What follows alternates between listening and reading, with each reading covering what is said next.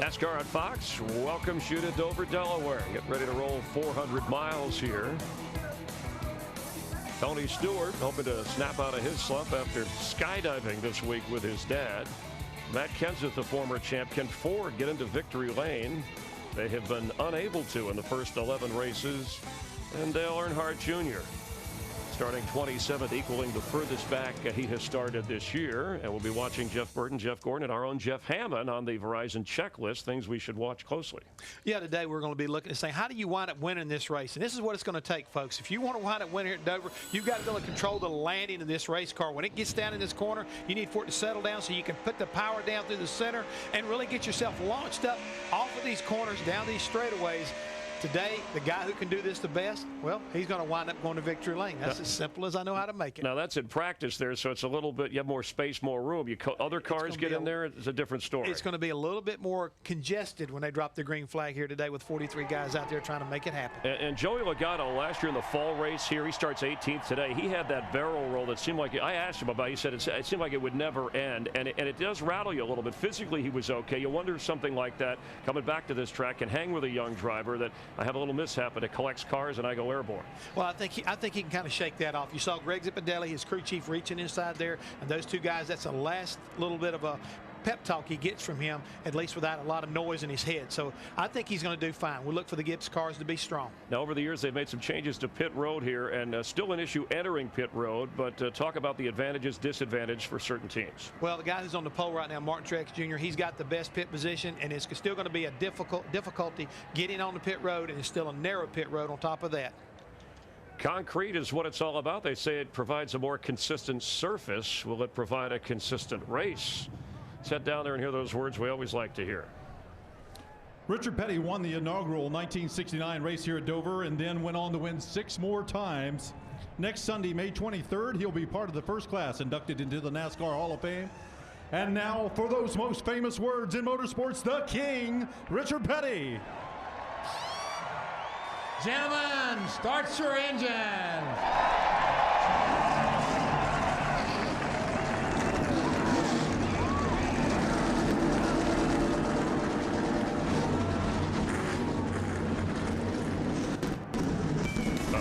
The king of the Monster Mile, 400 laps, 400 miles, live in Dover, Delaware. Wherever you're watching, we're glad you're spending part of your Sunday with all of us for NASCAR on Fox.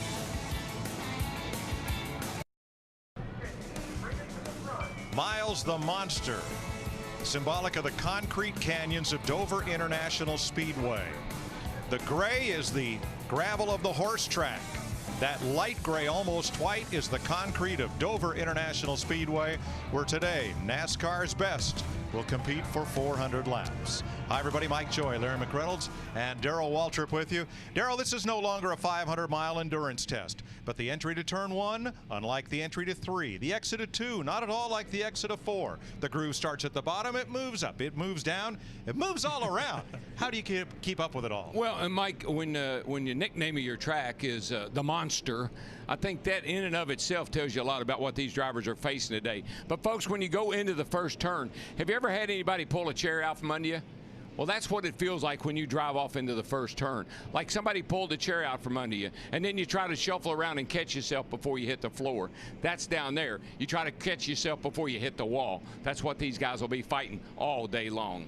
Larry, chances are what you do to that car at lap 100 is not going to be what it needs on your last pit stop with 80 or 90 laps to go. That, and how do you keep your driver in the sweet spot of the racetrack as this goes on? Well, and the thing about it, because it's not a long race, you're not going to get that many opportunities to adjust on that car, but you definitely have to keep up with this racetrack, because just like the groove moving around, the way the car drives moves around. And you know what? Everything here happens so fast. It happens fast on the racetrack. It happens fast for the spotters, and it happens fast for that crew chief, because he has to make a quick, fast decision on what he's going to do to that car, especially on that last stop late in the race. All right, we're about to see a fast 400 miles at Dover. Let's have a look at the Budweiser starting lineup for today's race. And as we do, let's check in with our pole sitter, who's a past Dover winner. And Martin Truex, it's a DW in the Fox Sports booth. You got a copy there, buddy? Got the DW, go ahead. You know, Martin, you've got to win here, and you're on the pole today. This concrete must fit your driving style pretty well. I've been fortunate enough to have some really good cars here in the past, nationwide and cup races. So just trying to take advantage of it today. The guys done a great job with our Napa Toyota all weekend. Made some changes to it last night. We weren't quite where we needed to be yesterday. So just wait back and wait and see what happens here. Work on it hard all day long. We got the best crew on pit road and a great pit stall. And that's going to be a great advantage for us today. Yeah, you know, you haven't led any laps here since you won here in 07. Can you lead that first one today? We sure hope to. It'd be nice to get them 5 points, but we want to lead the last one. That's most important. All right, my friend, congratulations on the pole. Have a great day, and thanks for talking. Yeah, thank you, guys. Have a good one up there. Today's race is brought to you by Budweiser, the beer that starts with full flavor and ends with a crisp, clean finish. Budweiser, it's what we do.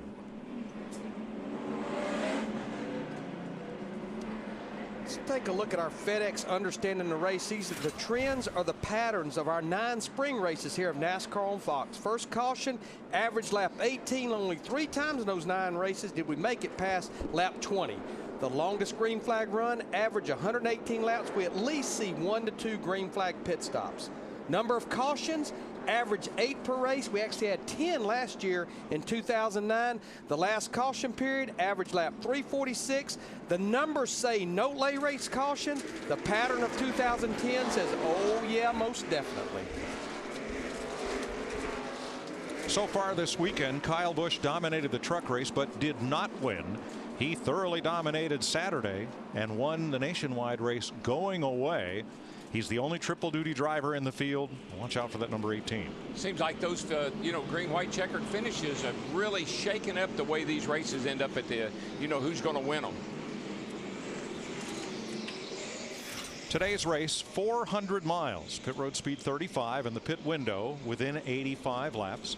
And the only car going to the rear, Regan Smith, who would have started 37th, has changed the transmission. You know, Jeff Hammond talked about how tough this pit road is to get onto, especially on the green. A lot like last week at Darlington. When you get on pit road, it's tough, it's narrow. We inevitably see cars get together and bang a fender on pit road during pit stops. It's a winding pit road with a curve at the beginning, and the commit cone well out past the wall. There you see the yellow line at the lower left corner of your screen, and there is the commit cone at the end of that. And oh, by the way, the end of the wall is right there as well. Pretty close. It's a beautiful day. Started out very cloudy and overcast. The temperature is expected to hit 70. The track temperature, now that it's sunny, has risen to 80, and about half the breeze we had yesterday. So let's go.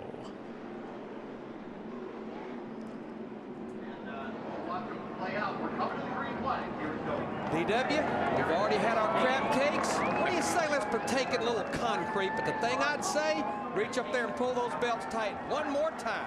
Well, those crab cakes could be like dessert, Larry. We're getting ready to go racing here, folks.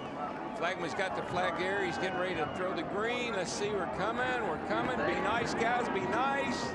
Green flag in the boogity, boogity, boogity. Let's go racing, boys.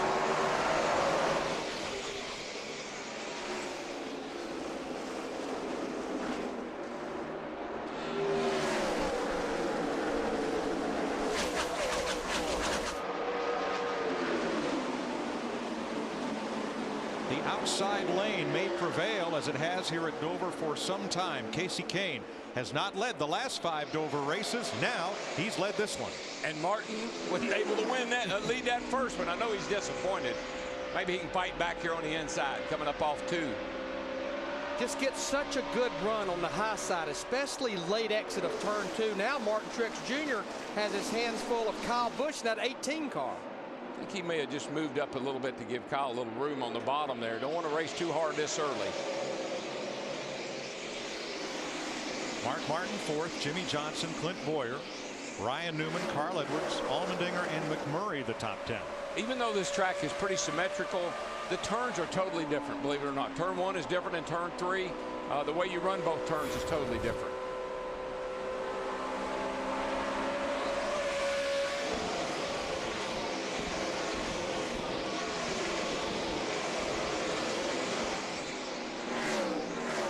Jamie McMurray, A.J. Allmendinger side by side for 9th place. They've run a whole lap side by side with David Rudiman looking in. You know, riding with A.J. Allmendinger right now in the 43 car looked awfully solid in both of those practice sessions yesterday.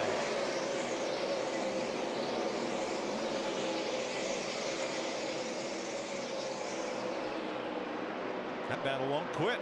It's the best one on the racetrack. And they have company. Here comes Rudiman, Hamlin, and Kurt Busch right on the bumper.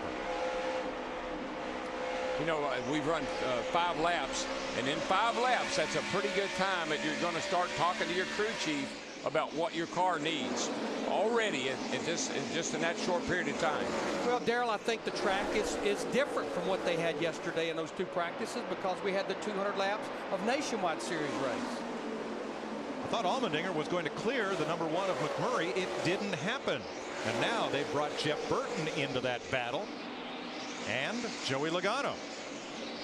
Yeah, I honestly believe while they were running side by side that they have been holding these cars up behind them. Well, you know what? When you're behind 2 guys running side by side, you got to be real careful because it's easy to make contact on that corner exit here.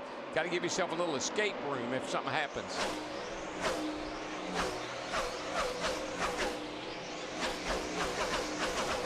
Get around this joint in about 23.5 seconds. So things, as you said in the opening, they happen fast, buddy. 7th place, Ryan Newman, Carl Edwards.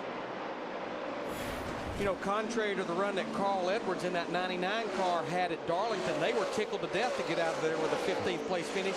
That group has actually been awfully good ever since they unloaded their car Friday morning. You know, a guy I'm watching, Larry, in his car, he's got to be giving him a fit right now. He's got his hands full. Is this 24 car of Jeff Gordon. Started near the front, and he's drifted back to 17th spot, and the car is not very good right now. What are they saying, Krista?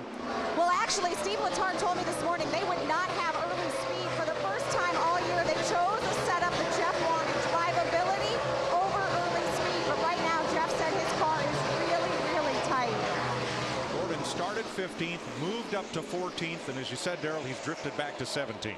But that comfort thing is so critical at this racetrack because these cars will snap out from under you so quickly that if it's on the edge, you just can't hold on to it. His teammate Jimmy Johnson, you're watching for Martin Truex. If Johnson started 5th, he's moved up to 4th, challenging for 3rd. And you can see how much quicker that the 48 car is able to get back to the gas. I was really anxious, though, to see how that 56 car was going to run. As he told Chris Devoda in the pre-race, a lot of changes to that car last night and this morning. That unpredictability that I was talking about and the comfort that you got to have. Concrete, for whatever reason, to me, always seem to be less forgiving. Once the car gets loose, it just snaps around and you can't control it. Especially the speed you're running here. So Johnson clears Truex, and that leaves him 2.6 seconds behind the lead. No Ford has yet been to victory lane. Casey Kane in a Ford has led every lap of this race, but Kyle Busch 1.3 seconds back and holding station right there. Mike, one of the impressive things about Kyle Busch is that he's good pretty much everywhere they unload a race car, and this is one of his best racetracks because simply Dave Rogers said Kyle goes out and he likes to attack the track here. Typically he likes the car free, especially here at Dover, but right now he says the car way too free from the entry through the center on exit. Just looking ahead to what that first stop will be like change-wise for the 18. But I think that's one of those things, don't panic. Let this thing get a little bit of rubber down in it. Make sure you don't jump the fence with your adjustments. Casey Kane has the fastest lap of the race. He's led every one of 13 laps so far.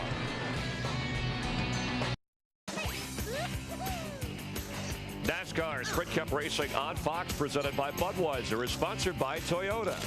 By Sprint, proud sponsor of the NASCAR Sprint Cup Series. And by Aflac. Aflac is insurance for daily living. Get to know Quack at noquack.com. 21 laps complete on the Monster Mile. Casey Kane, who finished in the top 10 in both races last year, has led every lap. But here comes Jimmy Johnson. He has passed Kyle Busch, and he is inhaling the leader by about 1/10 a second every single lap. Now, time for today's Aflac Do You Know Quack Trivia Quiz. Aflac lets you use cash benefits for daily expenses like gas. How many gallons of gas did the number 99 Aflac Ford Fusion use last year at Dover? Text your answer, A, B, C, or D, to 36888 and enter to win a replica helmet autographed by Carl. And you can read all the rules right here on the screen or log into foxsports.com/Aflac Racing for details. Let's catch back up with that lead battle and Steve. Yeah, Mike, listening to Casey Kane in the 9 car, he says his car is pretty good. He said it's loose off, but it's turning very well. Jimmy Johnson in the 48 says I can put some wheel into it. Really responding well so far. And Steve, that's what I'm seeing. Where he's just wearing that 9 car of Casey Kane out is he just drives to the bottom to try to get the lead from this 9 car. He just flies through the middle of the corner when you pick that throttle up. And what Jimmy has a very comfortable car. When you can crank the wheel, when you can put wheel into it, that means you got the wheels turned left and you're back in the throttle, as you can see, driving right by your competition. So Jimmy Johnson, our new leader, last year swept the 2 Cup races at Dover. Started 8th in the spring, pole in the fall.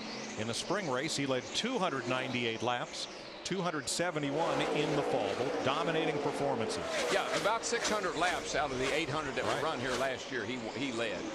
You know, I know we talked to Jimmy Johnson in the pre-race, and as he said in his interview, it's the expectations of that 48 car, and they have not won a race since we went to this new rear spoiler 6 races ago. But we all felt like, we talked on our conference call, that Dover and Charlotte Motor Speedway would be a good measuring stick for where this car's really at, this team's really at right now. And you just heard Chad there. I think what Chad is doing is just kind of confirming, hey, buddy, you know, as bad as people say things have been, look where we are. You know, speaking of the rear spoiler, again, this is the 7th race since we've got rid of the wing, back to the conventional rear spoiler. Obviously, Joe Gibbs Racing, they're the ones been carrying the banner. They have actually won 4 of those 6 races. This is an interesting group here that Denny Hamlin finds himself in. It's led by Tony Stewart in 11th, then David Rudiman, then Ryan Newman, then Hamlin and Jeff Gordon, Joey Logano, then Jeff Burton and Matt Kenseth. And there's a lot of movement within that group for position. You know, I'm hearing the drivers talk about the rear spoiler. I think overall a lap around this racetrack, it's no different than the wing. But the rear spoiler has changed how the car feels getting into the turn. I don't think it's had a much effect getting off, but the cars are much tighter getting down in the corner.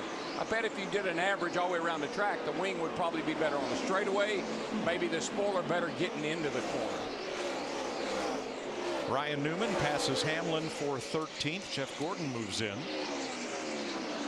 And at the front of the pack, as we mentioned, Tony Stewart in 11th. Krista? 6 straight finishes outside the top 15. Tony Stewart is looking for his luck to turn around.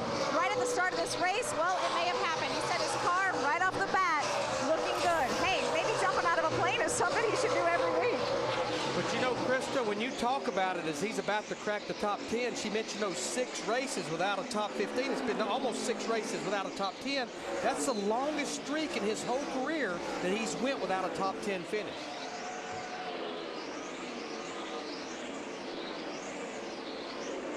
Ryan Newman on the move. Hamlin repassed him, however. And now Jeff Gordon has a chance at the 39. Gordon on the low side.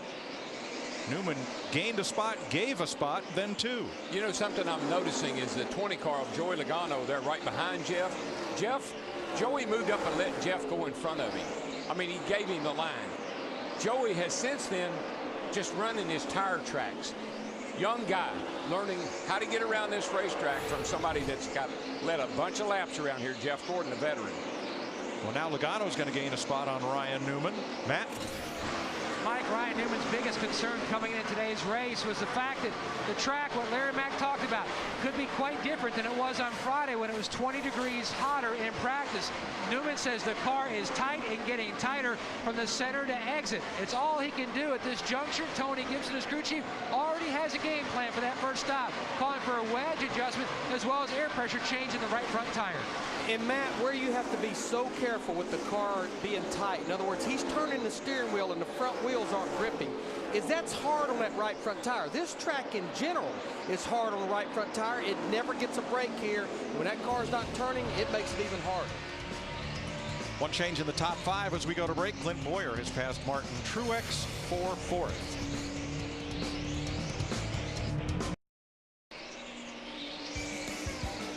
"42 laps complete at Dover International Speedway. We've been caution-free. Jimmy Johnson took the lead from Casey Kane at lap 25 and has not looked back. Jimmy now owns a 1.6-second lead. Casey Kane remains strong with the Budweiser Ford in second. Working a little bit of traffic there.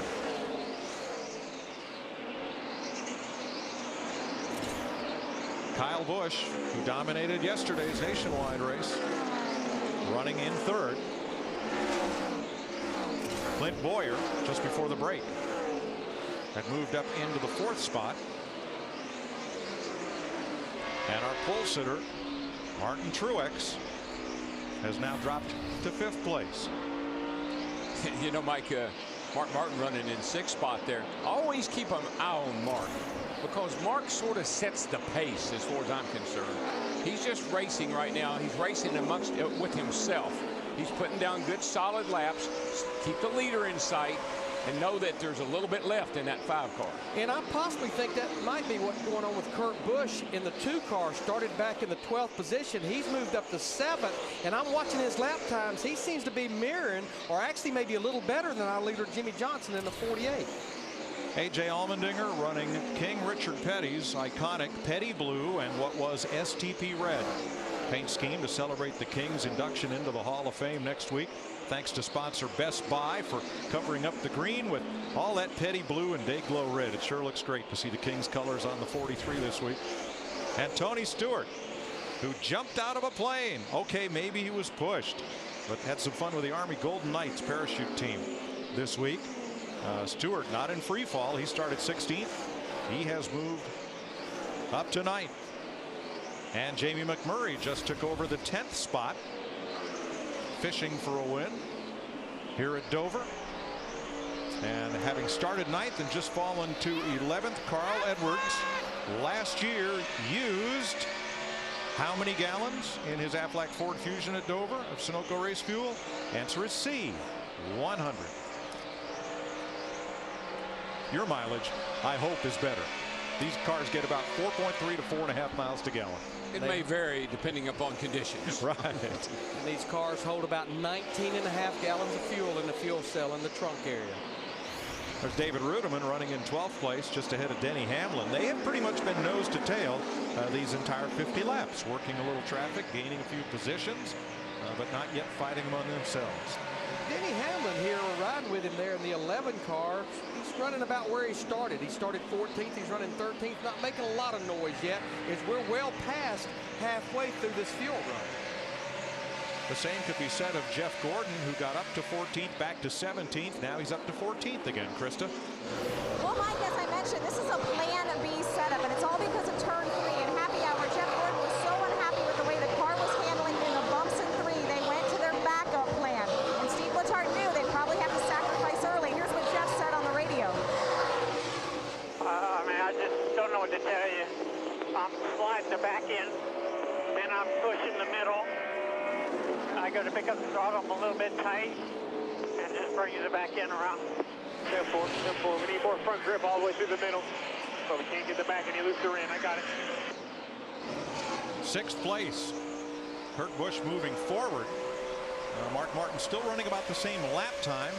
Kurt picked it up a notch. But listening to Jeff Gordon and Steve Letarte, that's the word, the key word when you're here is grip. You're always looking for more grip.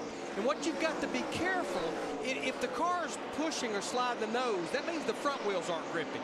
You've got to do something to make those front wheels grip and not unhook the rear, and vice versa if the car's loose or the car's coming around. Sam Hornish has hit the wall in turn 1, and caution waves for the first time today.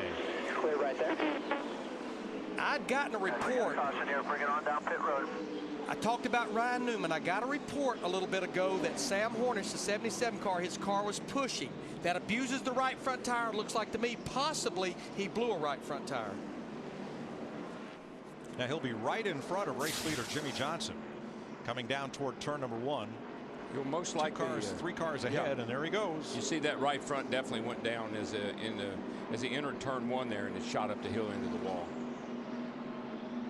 Hornish qualified well. He started 10th and is now a lap down 35th as he makes his stop under caution. That caution was a huge break for cars like Dale Earnhardt Jr., Brad Keselowski, Montoya, our points leader Kevin Harvick. They were not that far out in front of our leader Jimmy Johnson.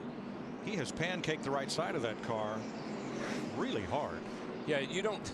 I always say this. You just can't tell on TV how hard these cars hit that wall. But if you had a gauge up there, it'd be about like you know, somebody knocked the fire out of you with a ball bat. And it's a long way from the bottom to the top of that racetrack, and you're running about 160, 170 when you drive down in the corner. Now they have the hood up looking for right front suspension damage, and pit road is open.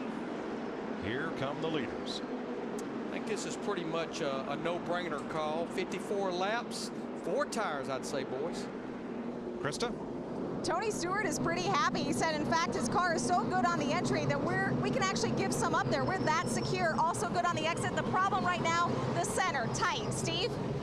Krista, Jimmy Johnson in the 48 is happy with his car. The problem for Casey Kane there, you see in the middle, is that his shifter lever seems to have been broken. They're going to try to rig something up to help Casey Kane, Matt. Clint Boyer will have to go out around the 56 of Truex. Slight chassis adjustment. The car just a tick on the tight side. They didn't want to over adjust on this 33 machine. Good stop so far. He's away. Jimmy Johnson, Kyle Busch lead the charge off pit road. But I could see Casey Kane in the 9. Once he left his pit box, he couldn't get the thing going and got bogged down. Then he got blocked in for the most part. That's on pit road right there. Those guys running all over each other. 55 laps complete in the Autism Speaks 400 presented by Hershey's Milk and Milkshakes. Casey Kane had a lot of help on the pit stop, including fixing that shifter lever, but NASCAR now reports he had 8 men over the wall instead of the allowed 7. He was able to stay on the lead lap. Bobby Labonte took the wave around to get back on the lead lap, and we will restart with Jimmy Johnson choosing the outside against Kyle Busch, Truex and Boyer, Kurt Busch and Allmendinger, Stewart, Mark Martin, McMurray, and Rudeman, the top 10. Well, the outside seemed to prevail at the initial start of the race, so I'm sure that's why Jimmy Johnson chose that. But boy, Kyle Busch, that 18 car, he wants nothing of it. I would not let Kyle Busch underneath me going in the first turn for the lead. Plus, you don't use conventional wisdom and Kyle Busch in the same sentence. No. Not very often. I'd want to protect that bottom if I was Jimmy Johnson. When that 18 car gets out front, he is relentless. 4th place to Kurt Busch against Truex. Here's Mark Martin battling David Rudeman. This is for 9th. You know, the group that had an awesome pit stop that time was Tony Stewart in that 14 car. They had a great pit stop, and they had no issues getting on and off pit road. Stewart now 7th.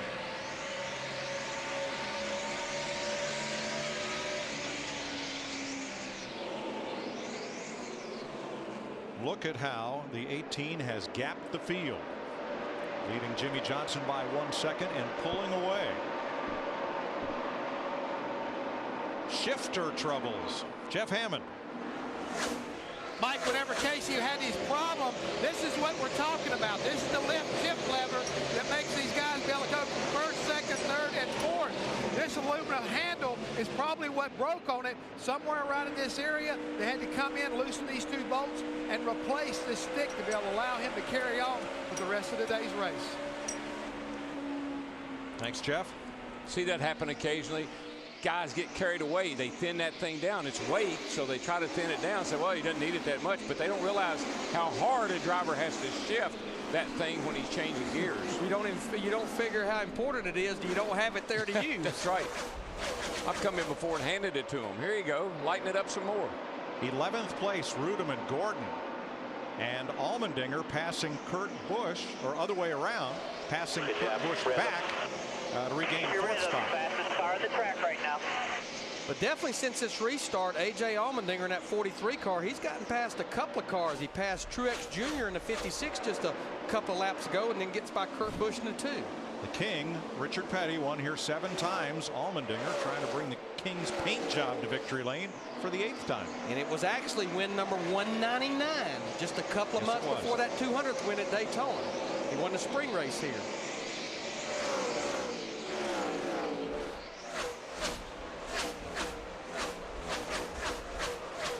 Back in 16th place, Ryan Newman has had his challenges today in the 39. Matt? Mike, he'd been battling a tight condition with this race car, which progressively gotten worse and worse. Ryan had to change his line, start to run up the hill just to get the car to turn. He was running up in an area that didn't have a lot of rubber on the racetrack.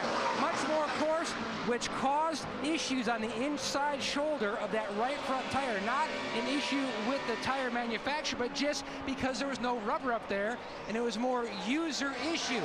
They made some changes to the race car. Should help this car on this run, but that was the issue on the 39. Way too tight, and it showed on the tire.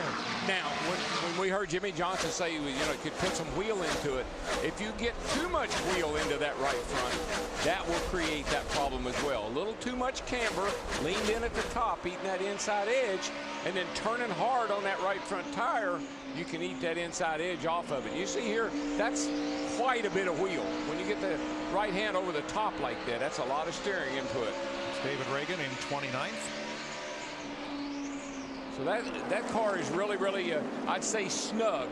It's putting a lot of pressure on that right front tire, but by the same token, it's all to the left. He's not fighting that car. It's not pushy loose. Now, one thing that happened to David Reagan on that last pit stop is he's running back in the 29th position. He actually had a pit road speeding penalty, had to go to the tail end of the line before that restart. Reagan's car looks really good, Larry. He's able to get off the corner underneath the other car and not get loose, and that looked really good. And David Reagan in the 6 actually had one of the better Roush Fenway cars in yesterday's practice session. 96, flats all around. Flats doesn't mean tires. Flats means if he's a 23.96, everyone else is 24 flat or 24.00 on their lap time. Could be a breakout day for A.J. Allmendinger. I want to do a little update on Casey Kane in the 9 car. Right now, Casey is back in the 23rd position. Steve Burns had told me that under those caution laps right there, the first caution, they did not get accomplished what Jeff Hammond was showing. Darrell, the only way they're going to be able to do that at a 1-mile racetrack, they're going to have to stay out the first time, get right behind the pace car. That way they can utilize that entire time of a caution lap. They may have given him a pair of vice grips. And put that pair of vice grips on what's still sticking up there so he's able to shift the car until they can get it fixed. Now what we see there is the leg brace for Casey Kane.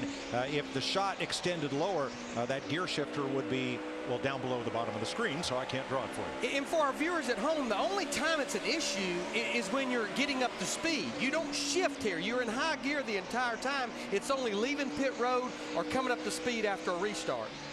There you go. Different view from Denny Hamlin's car, and there you are.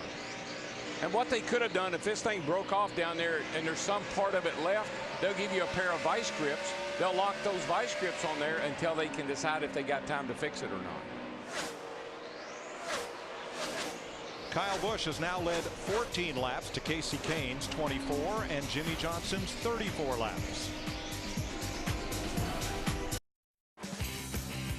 NASCAR Sprint Cup Racing on Fox is presented by Budweiser. Join Budweiser as we support America's troops with a $250,000 donation to the USO. You can help our efforts when you buy a Casey Kane Armed Forces die-cast car. Visit Budweiser.com for details.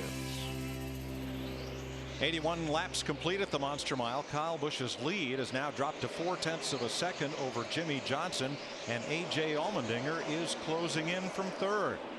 Sprint brings you an inside look at what's happening now inside the NASCAR Sprint Cup Series. Quickest lap of the day. Casey Kane in the Budweiser Ford, 23.318 seconds. And the point standing leader remains Kevin Harvick, presently He'd be ahead of Kyle Busch by 32 points.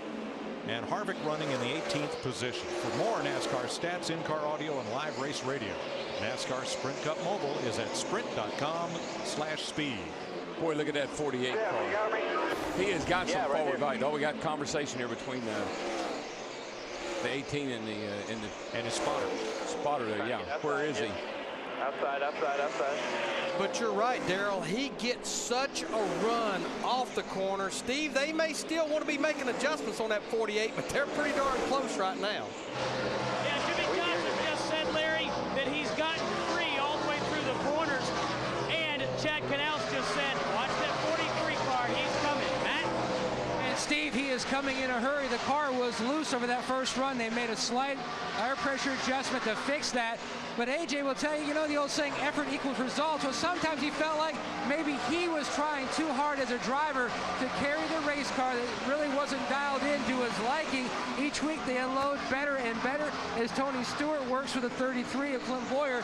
He says that it shows in the racetrack. That's why you're seeing this team take it up a notch as the season continues to progress. Well, if you think about the teams that have had success here, Roush Fenway comes to mind. And certainly the affiliation that Richard Petty Motorsports has with Roush Fenway. And you also remember that his teammate, Casey Kane, qualified on the outside of the front row. This team is really sharing information very well today. Sunday night, May 30th, under the lights. It's a twilight 600-miler on Fox, the Coke 600. At Charlotte Motor Speedway, Memorial Day weekend. But we don't get next weekend off because it will be the Sprint All-Star Race on Saturday night on speed. $1 million to win, no points involved. But I like what Bruton Smith said this week. Indianapolis and the Coke 600 run on the same day. Let the guys run up there earlier in the day and fly down to Charlotte and run there that evening. And if you can win them both, $20 million bonus. Wow. Yikes. That's worth trying for. I would say so. Absolutely. Even in today's racing world, that's worth trying for. Kurt Busch just moved in front of Clint Boyer. That changes 6th place. And Joey Logano just passed Mark Martin for 10th place. You know, when I think about Joey Logano in that 20 car, I think back to the wreck that he had here in the fall, early in the race. I would say of all my years of coming here to Dover, and of course we've been racing here since 1969, the worst wreck I've ever seen here. I would agree.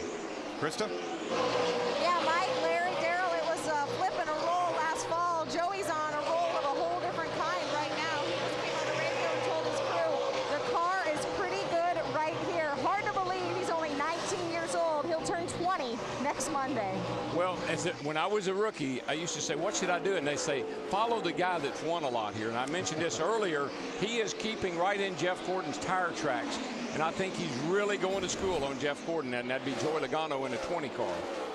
So who do you follow when you're 51?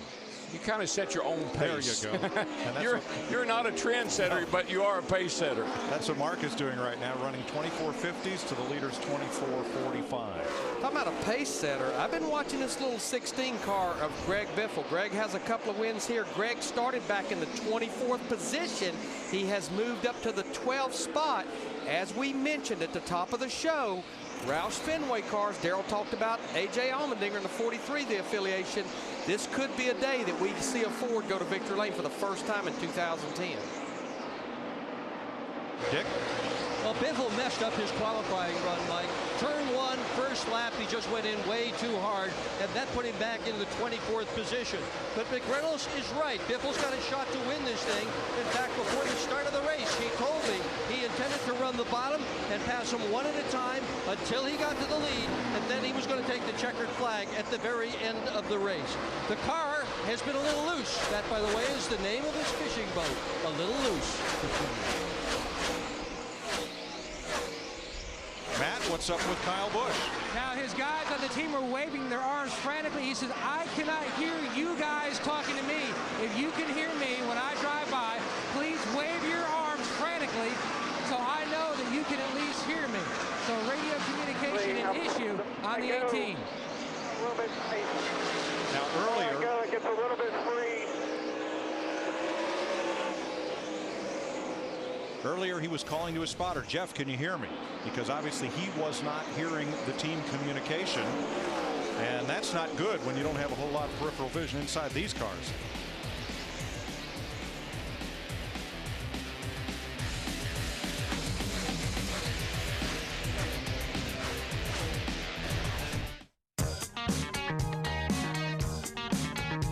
It's going to take brains and brawn to finish up front.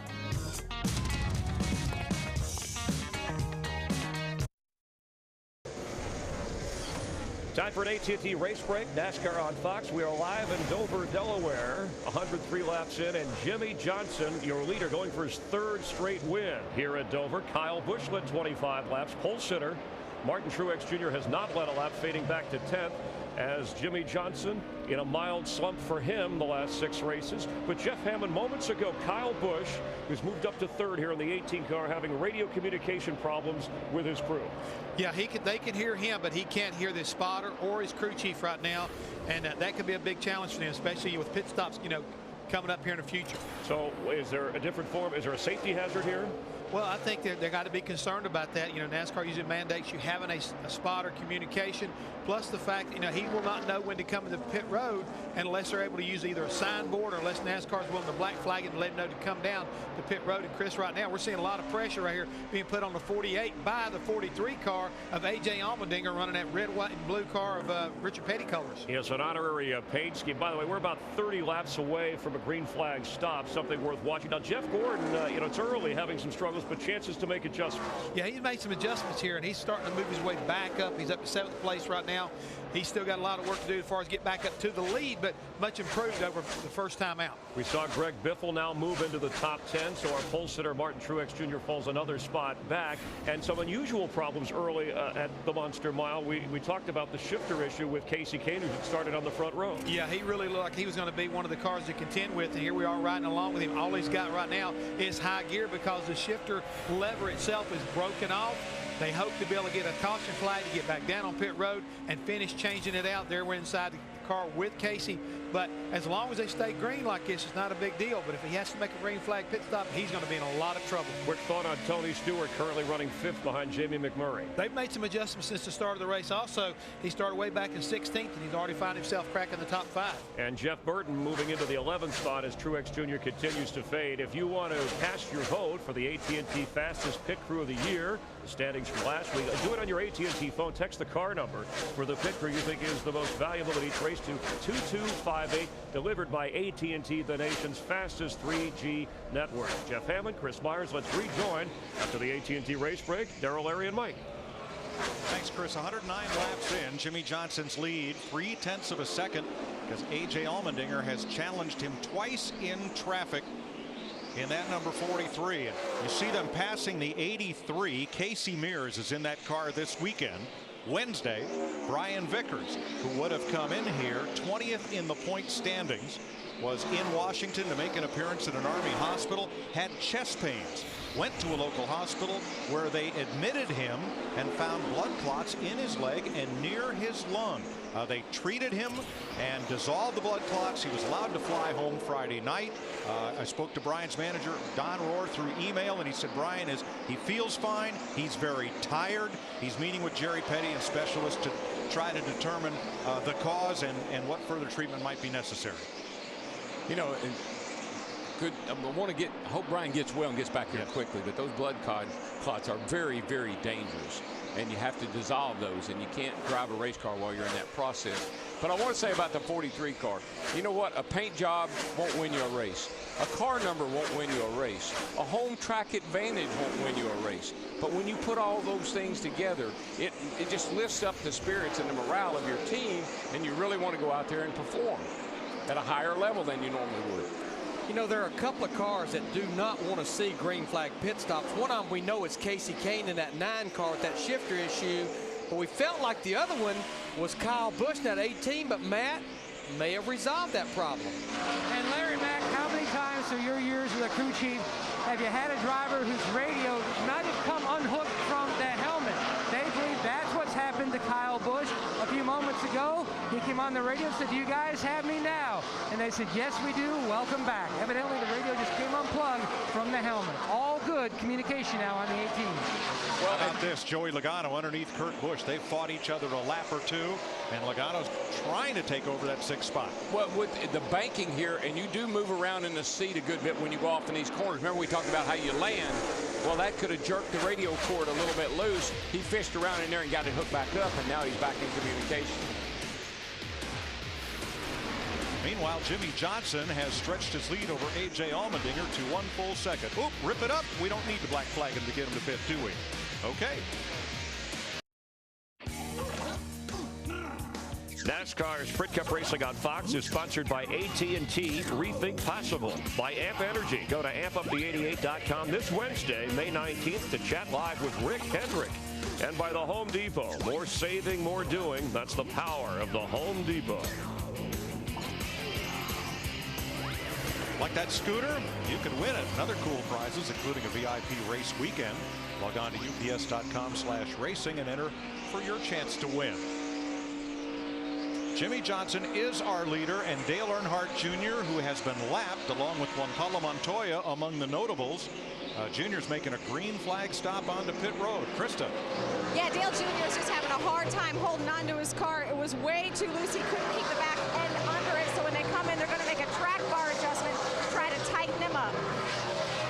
Yeah, I mean, Darrell and I had been watching him, and he has absolutely had his hands full. This is about 8 to 12 laps early from what I think most of the leaders will be on pit road for green flag stops, but I think he figured he better hit pit road before he became the caution. Yeah, most of these crew chiefs got what I call the magic wand. They kind of wave it over their bad handling car and they fix it. Let's see if they can help this thing. Paul Menard about to go a lap down. And this is a view up the back straightaway. You see the cars climb up out of the corner, but also note the orange cones on the fence.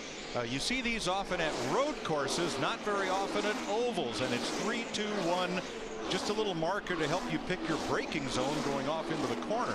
And Dover has added these on both the front and back stretch. And you see now why we call this like a roller coaster ride. See how you come up out of the corner here, then you got to go down this little belly of the track here, and then you go uphill again to fall off into the corner. It literally drives exactly like it looks.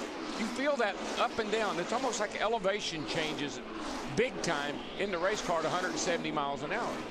Now let's point out that camera is fixed. It's the air from the cars whooshing by that's causing that shot to jump up and down like that. Well, you know, Mike, you and I were on the Monster Bridge this morning, and the gentleman in there was telling us that when all 43 cars went under it, that thing would actually move with the wind in the air and the force that they would go underneath that bridge.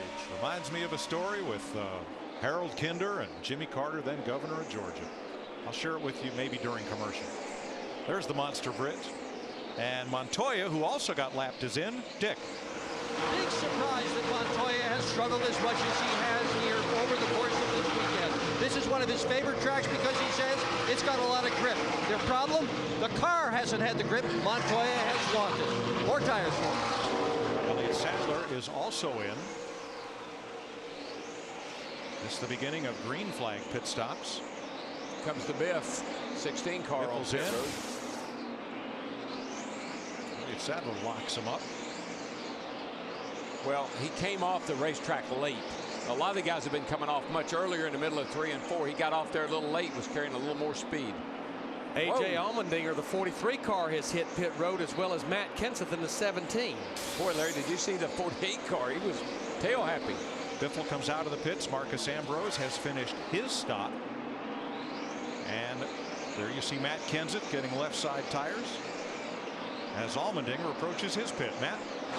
Mike, on the first run today, A.J. was telling his team the car was just generally on the loose side. They made adjustments, fixed that. Now it's swung to the opposite direction. Now he's battling car a little bit on the tight side. So they're going to make a slight air pressure change on the 43. Here comes Paul Menard, Kyle Busch on pit road as well, and Casey Mears, who's driving this week for Brian Vickers. Denny Hamlin is in. Casey Kane on pit road, Kevin Harvick, Mark Martin, and Ryan Newman. Matt. And an issue on the 43 as we're going on to the 18. They had a lug hang. Meanwhile, chassis adjusted for Busch, still looking for forward bite on exit. His car is too much on the free side. His teammate Denny Hamlin someone is in, they're going to make a chassis adjustment as well. His car free most of the day. Joey Logano, David Reagan, Regan Smith on pit road, Martin Truex, the pole sitter, Clint Boyer, and now Brad Keselowski and Robbie Gordon. Krista? Joey Logano calling for 4 tires and no changes. The young guy really happy with this car.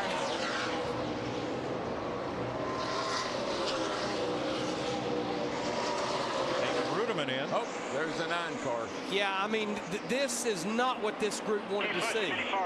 And you can only push the car for 5 pit stalls. Most likely, Larry, he's trying to start off in high gear. Bring it back. You got to bring it back. Jimmy Johnson, the leader, is on pit road. Steve? Mike, Jimmy Johnson just said the balance of this race car is determined by how I hit the rubber on the racetrack. I started out on this run on the loose side. No chassis adjustments for Jimmy Johnson. Krista. Tony Stewart said his car is good, could be just a little bit better in the center. A small chassis adjustment to make that happen. Jeff Gordon, Jamie McMurray also on pit road. Here comes Carl Edwards for his service, and David Gilliland.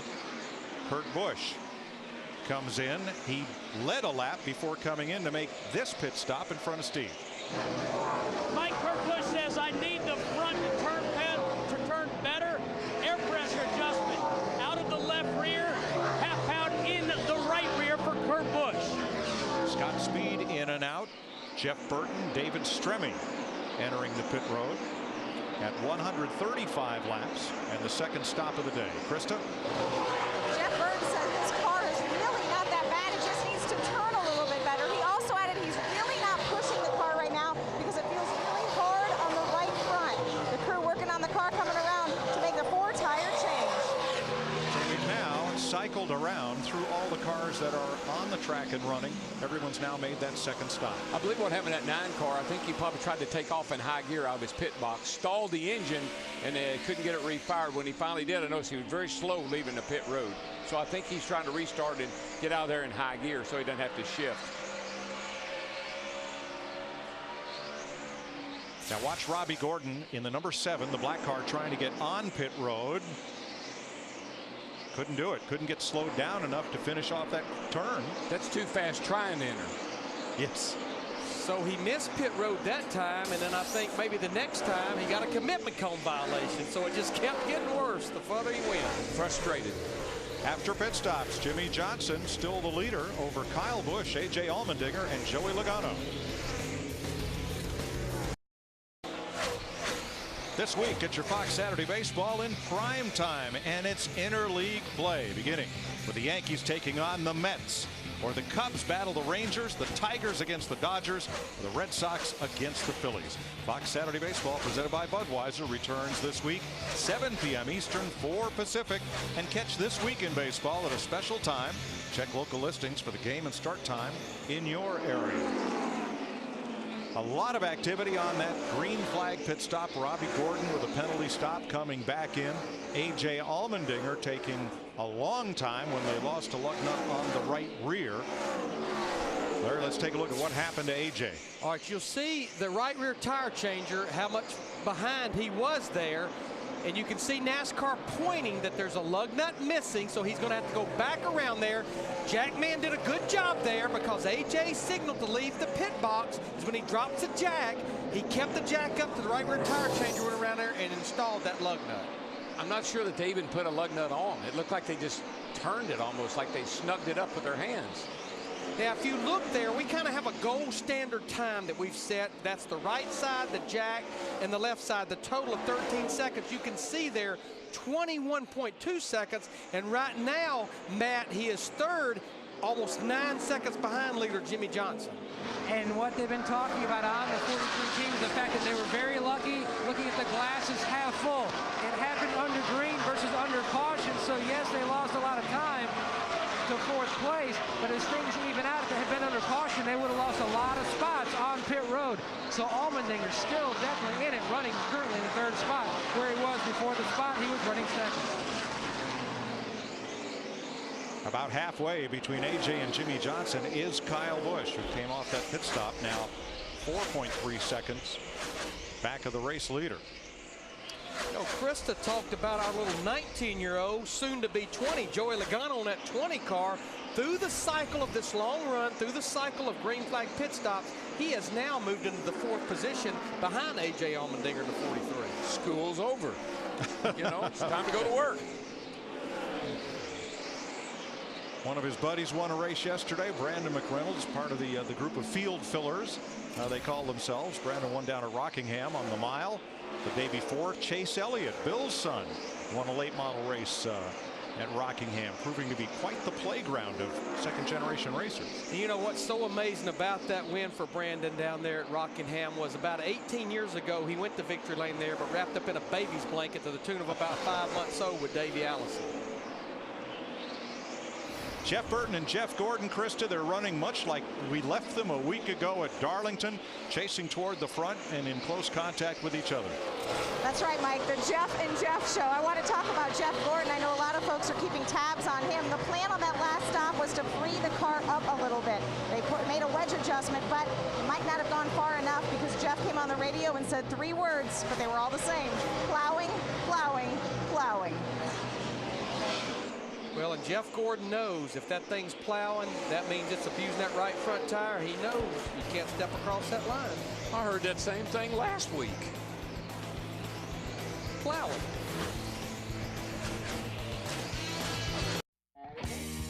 NASCAR Sprint Cup Racing on Fox, presented by Budweiser, sponsored by FedEx. We understand you need reliable shipping options. FedEx. By DirecTV. Other TV providers can claim what they want, but DirecTV has the most sports, period.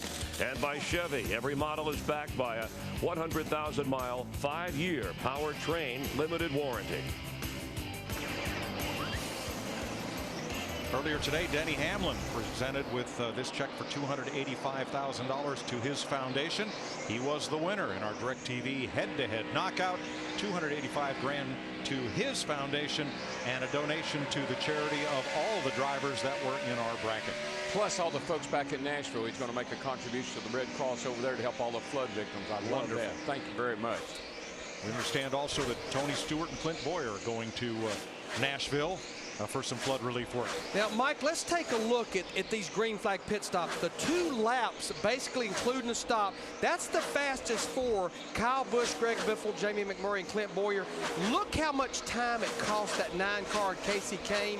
Almost, 2 minutes and 5 seconds over that minute and 35 seconds. And the difference is now Casey Kane is 2 laps down. Now here's A.J. Allmendinger. Remember, he had a lug nut loose on the right rear. They hand tightened it, and because the nut was in contact with the wheel, he was legal to leave. Hopefully all the others were tight and he didn't have a vibration, but whatever the problem, Allmendinger, who had such a strong run, 4 tires and fuel, guys. 4 tires and fuel. And who challenged Jimmy Johnson for the lead, now he's going to fall way off the lead lap. Matt.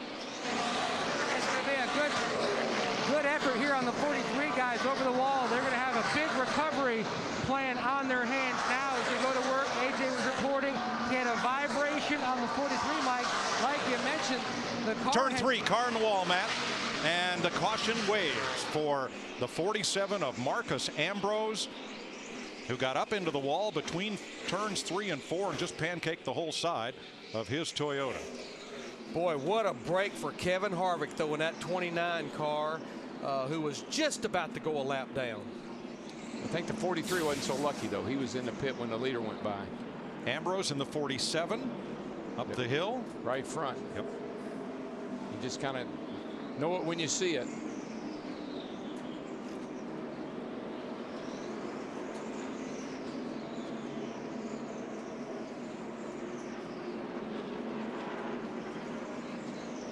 All that debris flying off the right side of off the wall. Some of that's paint. Some of it's race car. But Darrell, back to the 43 car of A.J. Allmendinger. Right now he's showing 2 laps down. One thing we absolutely know he will do is stay out.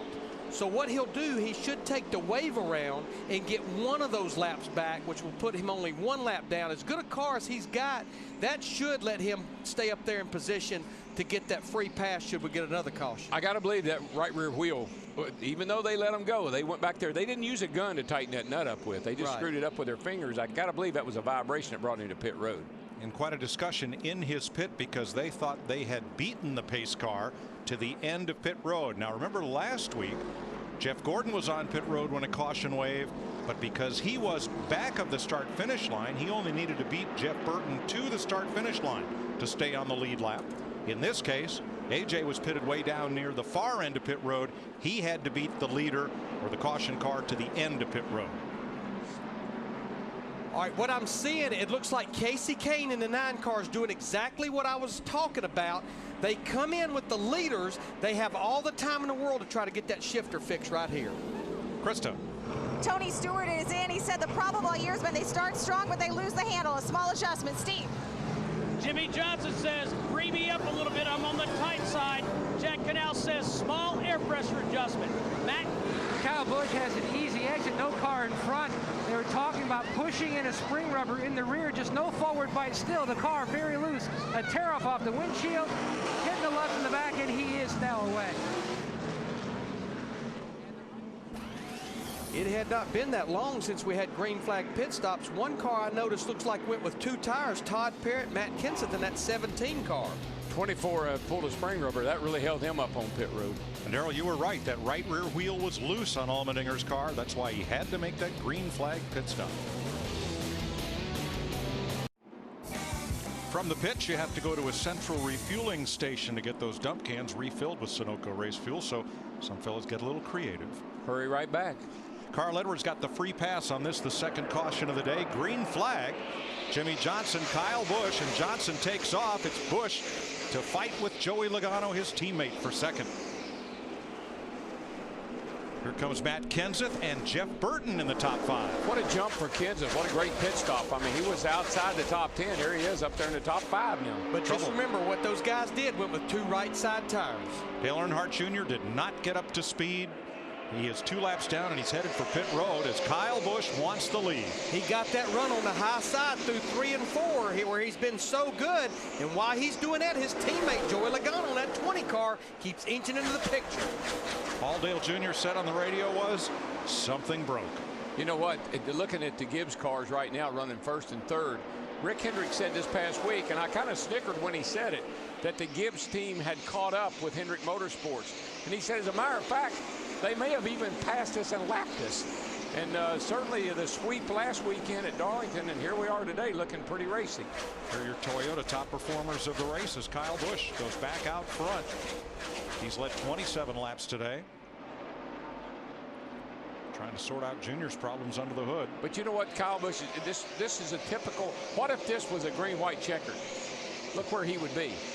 And the dominant car we know is a 48, but these restarts play right into his hands. Well, that's what I'll be anxious to watch here as we get into this run. Should we stay green, how the 48 car has been so good versus the 18 on the long haul. Now 2 lead lap cars made lengthy pit stops under this caution. The 17 of Kenseth was not one of them. He took 2 tires. But Greg Biffle had a long stop and Jeff Gordon had a long stop for adjustments. Yeah, he had been complaining about his car not turning, sliding the front rails. And Chris Devoto was telling me during commercial break, they went ahead with a lot of laps to go, over 200, and pulled 2 spring rubbers out of the left rear, softens that left rear spring, helps that car turns through the middle of the corner. Well, this tire has a little wee bit less stagger than what we've had here in the past, which means that tightens the car up. So you've got to soften that left rear spring up to make the car work. 12th place, Denny Hamlin going after Kurt Busch. And Martin Truex, Brad Keselowski looking on. 16 cars are on the lead lap. Some of the notables who've gone a lap down: Ryan Newman, AJ Allmendinger, Juan Montoya, Mark Martin. All 1 lap down as Jimmy Johnson comes battling back after Kyle Busch. There's no question the 48 is better after they run a few laps. But based on what I've seen the last 8 or 10 weeks, you better be good for the first few laps, not the last few. But look at that 48 car of Johnson, how well that car just goes through the middle of the corner. He's able to pick the throttle up, but right now Kyle Busch, the 18, keeps it wound up on the high side on the exit of the corner. Johnson digging down low, has the lead and sweeps right up in front of Kyle Busch. Kyle Busch reminds me of Earnhardt. But you know, he's gonna make you earn it. If you're gonna pass me, you're gonna pay for it. You're not gonna roll over and get it to you. All right, leader again, 48. The But that was quite a move by Johnson, because he slid right up in front of Busch as if to say, I'm not playing with you. I've got the lead. I'm going to keep it a while. Yeah, man, straight smooth, buddy. You got the fans up here in Dover, buddy. Everybody was cheering over that. Good work. Been a few races since the 48 team had anything to cheer about, the fans. Now, I've been watching these two guys here, Mark Martin in that 5, Juan Pablo Montoya in 42. Just a few laps ago, these guys are fighting to try to get the free pass, and you can see contact coming off turn 4. Montoya had two contacted the wall on the right and Mark on the left. You can see damage on his left rear quarter panel. Battling Carl Edwards, who is on the lead lap. Elliott Sadler making an unscheduled stop. He has a loose wheel on the right side, it appears. Oh, they're going to change forward. How about our points leader today? Kevin Harvick had a good pit stop. He started 30th, and he's moved up well, running in the 8th position. What's amazing with that Dick Berger is he was about to get lapped when that caution came out just a few laps ago. Well, this is not one of Kevin Harvick's best racetracks. In fact, in the past, he called it one of his worst racetracks. He was not good in practice, 28th, 21st, and 25th in the 3 practice sessions. But Gil Martin, the crew chief, and the rest of the crew has worked hard on this car, and on the last pit stop, they made absolutely no adjustments. And after he took off at race speed, Harvick came on the radio and told them, the car is good. He's got a weapon that could win here today. Elliott Sadler is back in the race, and so is Dale Earnhardt Jr. 7 laps down. Like this guy here, though, Kevin Harvick, and I like what he and Gil Martin are doing. Every week, they don't qualify so hot, but boy, when it comes to the race and race day, they are on it. Now, this is an important battle right here. We're riding with A.J. Allmendinger in the 43 car, pulls up on the 39 car of Ryan Newman. Remember, A.J. Allmendinger had to make that unscheduled stop before that last caution. He took the free pass as we anticipated. If he can get by that 39 car of Newman, that puts him the first car lap down. He'd get the free pass if the caution comes out. Newman up the hill. And AJ may get the spot here. A little wiggle off the corner. Up close and personal. And the thing about it, it's early enough in the race. We don't have that many cars on the lead lap right now. We actually only have 16. If he can get back on the lead lap, I think he could still get back in this thing. I think he could. Allmendinger was one of 5 cars to take the wave around on that previous caution. And can he clear Newman? He cannot. Nope. Ryan Newman is hanging tough. The Army of One is fighting back. Well, they know what they're fighting for right now. They're fighting for that free pass should we get a caution.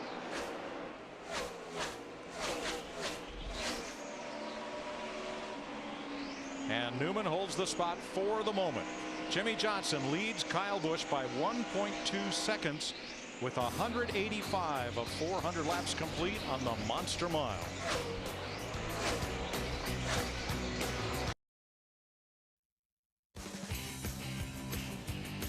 NASCAR Sprint Cup Racing on Fox, presented by Budweiser, is sponsored by Sprint, proud sponsor of the NASCAR Sprint Cup Series. Jimmy Johnson, your leader. New second place car, Jeff Burton over Kyle Busch, David Rudiman, and Matt Kenseth.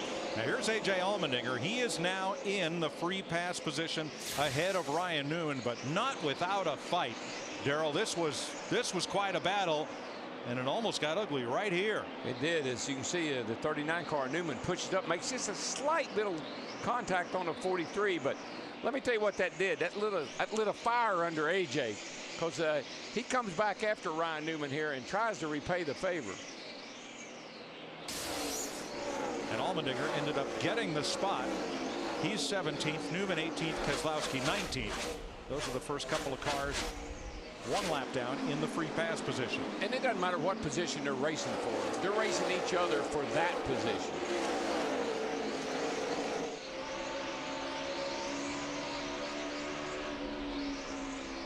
Martin Truex, your pole sitter, currently running in 15th. He is a lead lap car.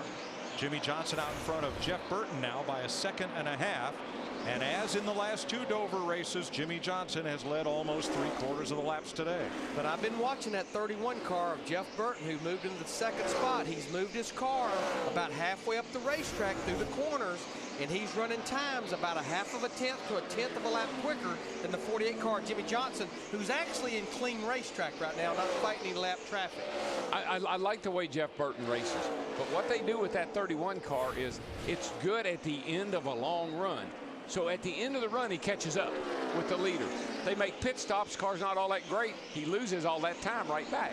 But what they've got to do, talking about Jeff Burton at 31, they can't make mistakes on pit road. Yeah, they had the mistake last week at Darlington running over the air hose, but they've also had 3 pit road speeding penalties this year, plus 1 pitting out of the box.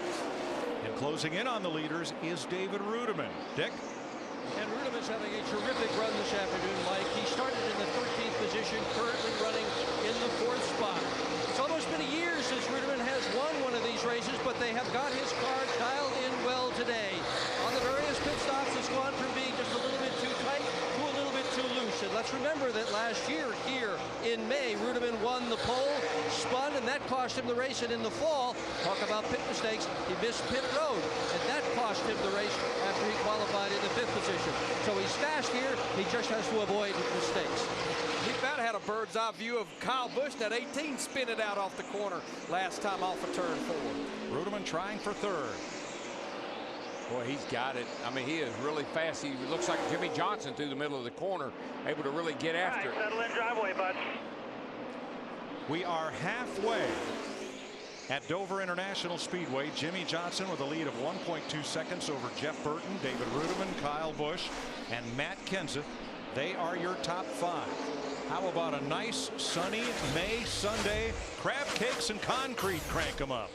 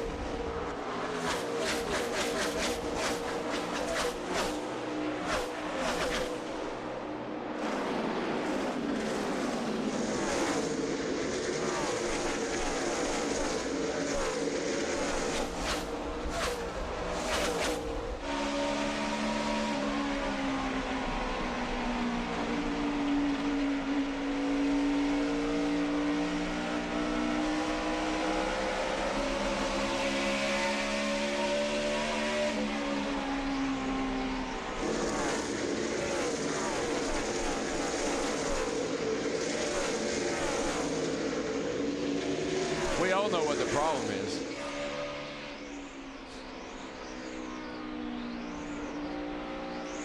Riding with Martin Truex, he's the pole sitter. Tony Stewart right in front. They're racing for 14th. David Stremme about to get lapped by the race leader, and hats off to that Bill Jenkins team, the 26 that Stremme drives for. They salute the Air National Guard on the car, and they say, we're not here to start and park. We're going to run all the races. We're going to run all day, give the best accounting of ourselves that we can. And Stremme just went a lap down, so that'll be 4. He is in 30th position. Dale Earnhardt Jr. lost 7 laps coming to pit road and making repairs. He's back out there, and the car looks reasonably up to speed. Krista, what was the problem? Yeah, Mike, you saw the hood go up. Junior saying something broke. I talked to Hendrick Motorsports team engineer Scott Maxim. He said they thought it was something with the steering. Rick Hendrick came down. They had a little bit of a debriefing in the pit.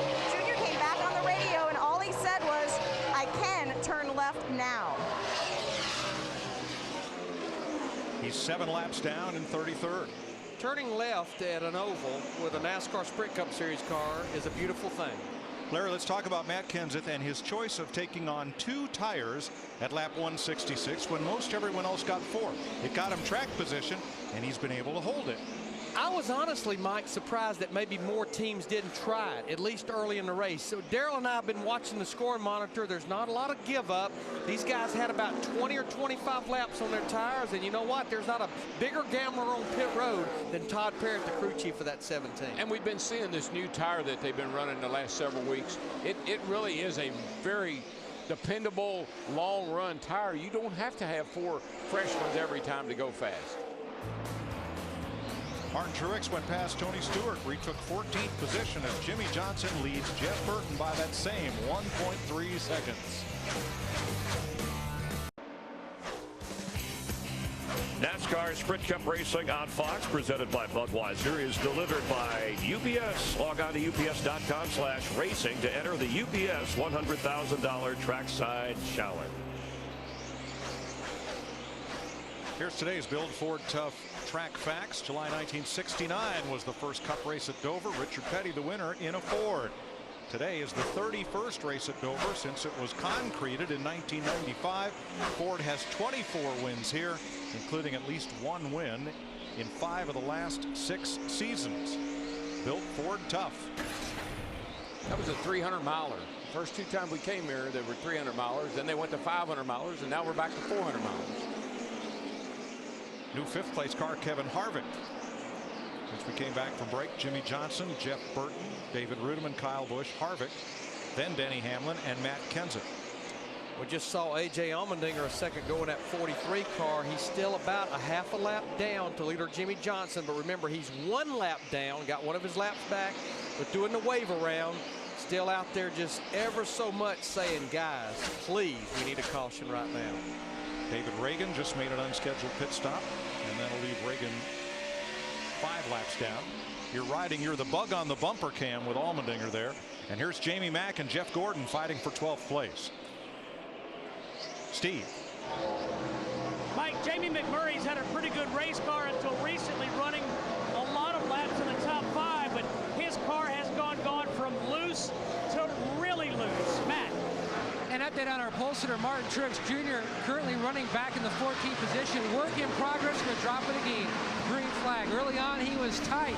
Then he said it was bouncing through the center of the corner and tight on exit. They've made a number of adjustments. Air pressure every stop, track bar every stop. They made a wedge adjustment.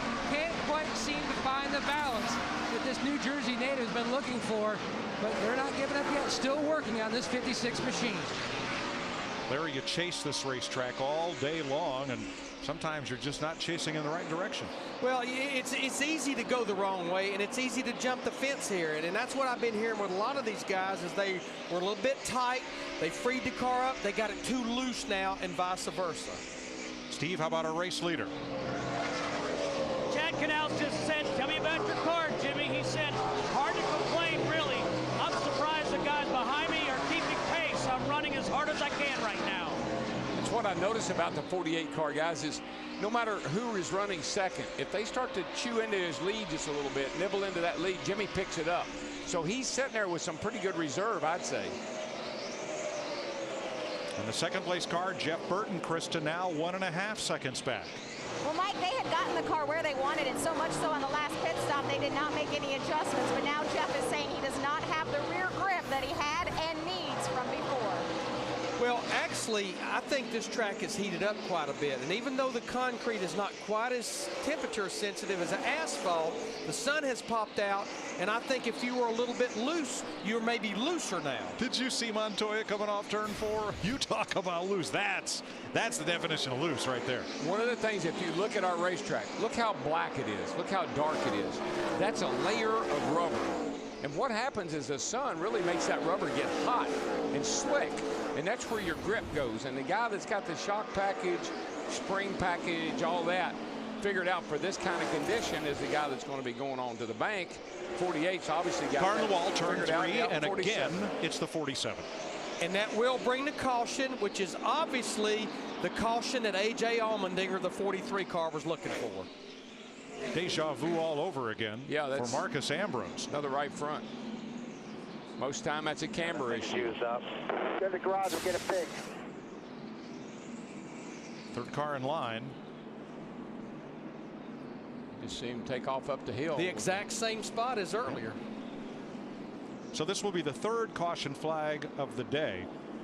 Just to review the free pass situation, caution 1, there was no free pass because it would have been Sam Hornish, but he was the car that brought out the caution, so no free pass. It was Carl Edwards on the last one, and this time it is A.J. Allmendinger who fought Ryan Newman so hard to get in the free pass position. Allmendinger will get back on the lead lap Ambrose will go to the garage. And I think another car that was probably glad to see that caution, Darrell and I just had talked about it. Matt Kenseth with just changing those right side tires. I think that long of a green flag run, they were starting to pay the price just a little bit. Pit road's open. The pace car has them in turn 3. The very first pit stall this week was chosen by David Rudiman's team. Rudiman is going to come in 3rd. And as he comes to pit road, Dick Berggren's waiting on him. And the only changes they're going to make to this car, Mike, are to put 4 tires on and a load of fuel. Rudiman says the car is very good, except early in the run with low tire pressure, the splitter is bouncing off the racetrack. Krista. Jeff Burton told Todd Berrier it's definitely not turning as well as it was earlier in the race. The plan to free it up just a little bit with air pressure. Steve? No adjustments for Jimmy Johnson. Krista, Chad Canals, the crew chief saying 4 tires, nice and smooth, boys, nice and smooth. Matt. The first stop for Kyle Busch, they made a wedge adjustment. Second stop, track bar, going to go another chassis adjustment again across the back for Kyle Busch, trying to get this race car to tighten up. Just absolutely no forward bite, no grip on exit. He's away. Tell you what, that 31 crew, Todd Berrier, that group almost beat that 48 car on that pit stop. Jimmy Johnson by inches in the race off pit road. See just how close it was at the line with 226 laps complete in the Autism Speaks 400 presented by Hershey's Milk and Milkshakes. NASCAR Sprint Cup Racing on Fox, presented by Budweiser, is sponsored by Nationwide Insurance. Call or visit us online for a quote today. By new Pennzoil Ultra with hyper-cleansing technology. And by Budweiser, the beer that starts with full flavor and ends with a crisp, clean finish. Budweiser, it's what we do. It's Presidential Visit Day at Dover. Earlier, Ed Gorin, president of Fox Sports, was with us, and now we're joined by NASCAR President Mike Helton. Hey guys. Welcome. Mike, you know, it was a great day this past weekend. May the 11th, we opened up the Hall of Fame. What a great honor for our sport to have our own Hall of Fame. And you're a future Hall of Famer. Well, I don't know about that, but I got to tell you, you're right. Tuesday, sitting there during the opening day ceremonies, and then later that day, I watched the rebroadcast of Speed's 3-hour coverage of that, and it was just incredible to absorb the history that we're watching unfold of being able to tell our history and our heritage. And, you know, less than 38 years from now, we'll be celebrating our 100th anniversary. And that opening and this week's ceremonies will certainly be a big landmark in that 100th year. Well, that was May the 11th, and it'll be May the 23rd, but a big day for NASCAR, May the 21st, next Friday, something that's become a huge annual event. It has, and this is our 6th annual NASCAR Day. It's next Friday the 21st, and over that 6-year period, NASCAR fans have bought $5 pins and raised over $8 million. Wow. And so this year you can go to Office Depot or Bass Pro Shop, NASCAR.com/NASCAR Day, and get all the information and support it one more time. All right, well, thanks for joining us. We're about to go racing. Giddy up. All right, back to work. Like don't say boogity, boogity, boogity. Thank you. Jimmy Johnson, Jeff Burton, Kyle Busch, David Rudiman, Kevin Harvick, Denny Hamlin, Biffle, Kenseth, Logano, Boyer. That's your top 10 on this restart. A.J. Allmendinger got the free pass. He's back on the lead lap. One of 20 cars, or excuse me, 17 cars on the lead lap as we go to green. Boy, Burton just did not go at all. He almost got run over from behind. He just couldn't get up to speed. Not sure what his problem was. Jeff Burton falls in line in 4th behind Johnson, Kyle Busch, and Harvick. Burton coming back on the inside, looking for 3rd. Kyle Busch had a look for the lead. That didn't happen. Mike, that's no big deal, except that's the kind of things that has been biting this 31 car. The little mistakes, you know, in the pits or commitment cone line violations, beating on pit road, and now that was a terrible restart. But now Burton is up for 3rd, and Biffle is coming. Whoa, Kyle Busch just loosened up Jimmy Johnson.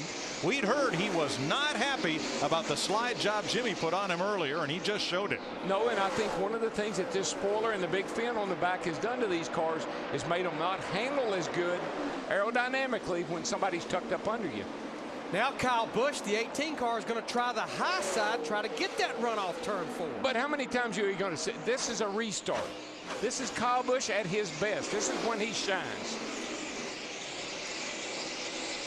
Jimmy holds his ground, and now at the exit of the corner, Kyle Busch takes off with the lead again. It's almost like the 48 car was pinched down there and couldn't pick that throttle up and stay in it. Kyle Busch, the 18, was able to keep it rolling on the high side. And you know who else? You know, Kyle Busch wasn't happy about the slide job. You know who else probably knows that?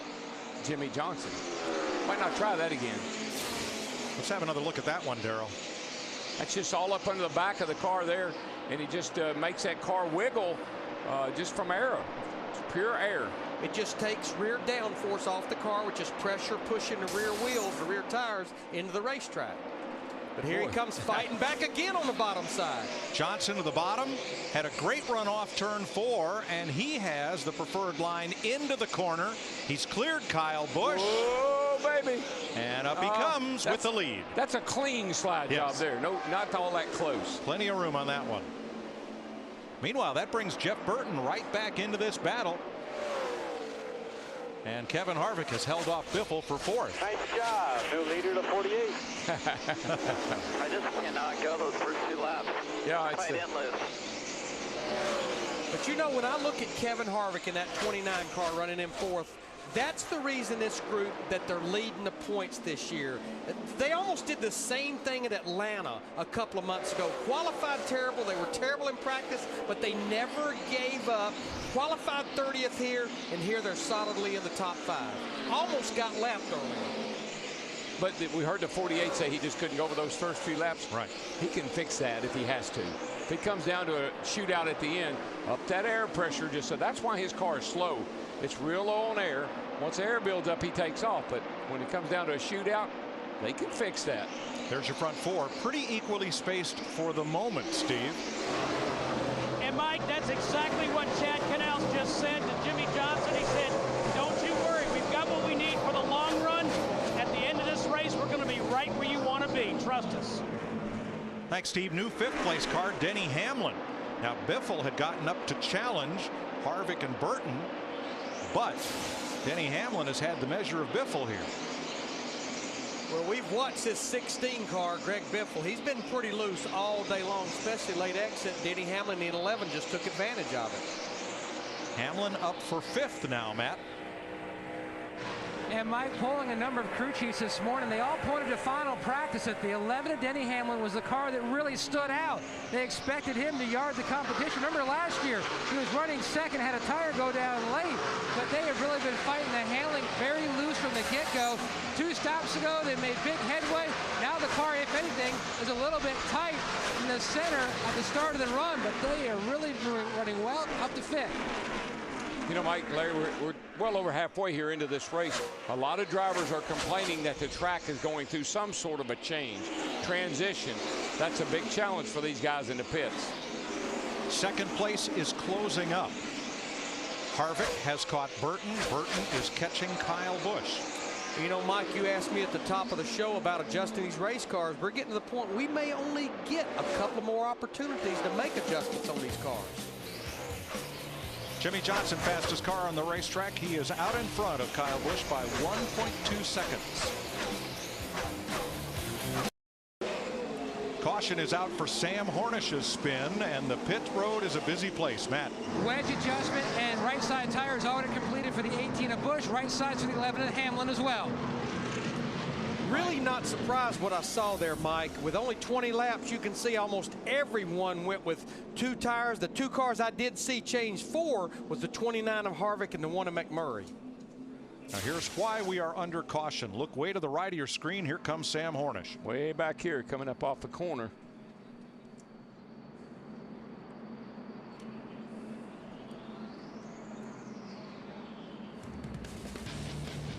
Second caution of the day for Hornish. 4th overall, involving just 2 cars, Hornish and Ambrose.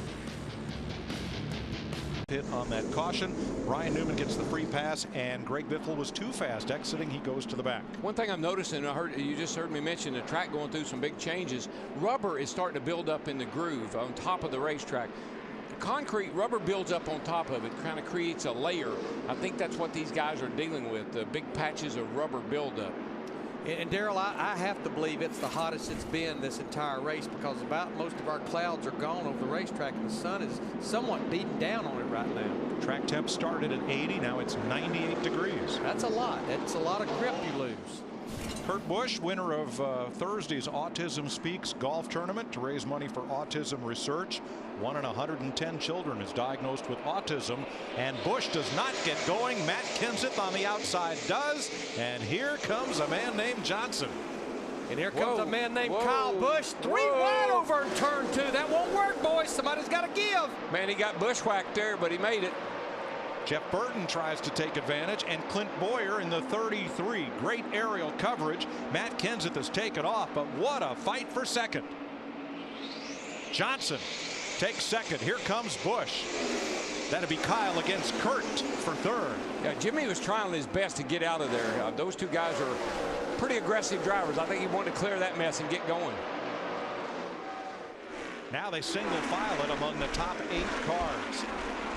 First battle is Joey Logano and Kevin Harvick for 9th, with Jamie McMurray and Martin Truex. Add Tony Stewart and Jeff Gordon to that mix. Now our leader Matt Kenseth and Kurt Busch in the 2, who's in the 4th spot, they have about 20 laps on their tires. Right now Kurt Busch, Steve, has his hands full of Jeff Burton in the 31 car. And Larry, Kurt Busch, you see the 31 drop to the bottom. Kurt Busch has been complaining about his engine. He says that he feels like there's something wrong with the carburetor. He said that just prior to the caution that just came out. That's interesting. Got a long way to go yet. We've got 147 laps to go. Busch, Burton, Boyer. Pretty good battle here for 4th place. You know, Larry, you can have fuel pickup problem. I know these guys stayed out and they didn't have that many laps, but because of the banking on the straightaways, it's easy to get a fuel pickup problem here. Actually, they starve the engine for fuel under caution. Yeah, the banking here on the straightaways, as much as it is in the corners at some of the racetracks we go to, 9 degrees. Hey, that 11 car, Mike Ford, Denny Hamlin, they seem like they just keep chipping away, making that car a little better every time they bring it to pit road. Yeah, look who's nose to tail. Boyer and Hamlin. Yesterday, that didn't work out so well, and they almost got together again. He just hit him again. There's bad blood there from yesterday's nationwide race for sure. But I almost believe Denny Hamlin in 11 snuck up on Clint Boyer in 33. I think he got there so quick he almost didn't even know he was there. Boy, I tell you though, Hamlin is definitely showing him the bumper. That was bad blood fender to fender. They both climbed out of their cars yesterday kind of chuckling about what happened. As on a restart yesterday, Boyer didn't get going. He got turned around in front of Hamlin, who didn't release him. And then in the caution, under the caution, Boyer returned the favor and spun Denny Hamlin. The 33 got a little bit loose right there in front of the 11. That's why that Hamlin got into Clint Boyer then. Juan Pablo is off the pace coming to pit road. Well, what a long day it's been for this 42 car. Right now he's 2 laps down, back in 24. And he didn't need this, Larry, because he's working trying to get himself back in chase contention and doing a good job the last 2 or 3 weeks, but this is going to hurt. Yeah, he's now 3 laps down.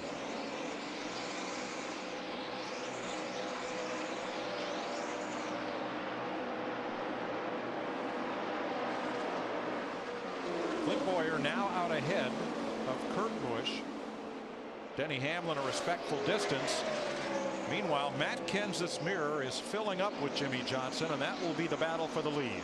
Well, battle? It's not going to last long. I think it was inevitable that the 48 car was going to run that 17 back down. As I mentioned, Matt Kenseth was 17. 20 more laps on his tires. If I were Matt Kenseth, I'd be thanking my crew chief. He got me up front. He let me lead a few laps. Staying up here right now, I tell you, that's a great call on Todd's part, Todd Parrott. On the top right of your screen, A.J. Allmendinger takes over 15th from Jeff Gordon. At the bottom, Jimmy Johnson takes the lead from Matt Kenseth. Meanwhile, I thought I saw some overheating from Montoya's car when he came to pit road. He has gone to the garage. Yeah, he did have steam coming out of the overflow. And Kurt Busch has been in the wall. He's had 2 tires, or no tire. Oh, we got a car Jamie McMurray is smoking bad down the front straightaway. He's got a left rear tire down. He was running in the 11th position with that one car.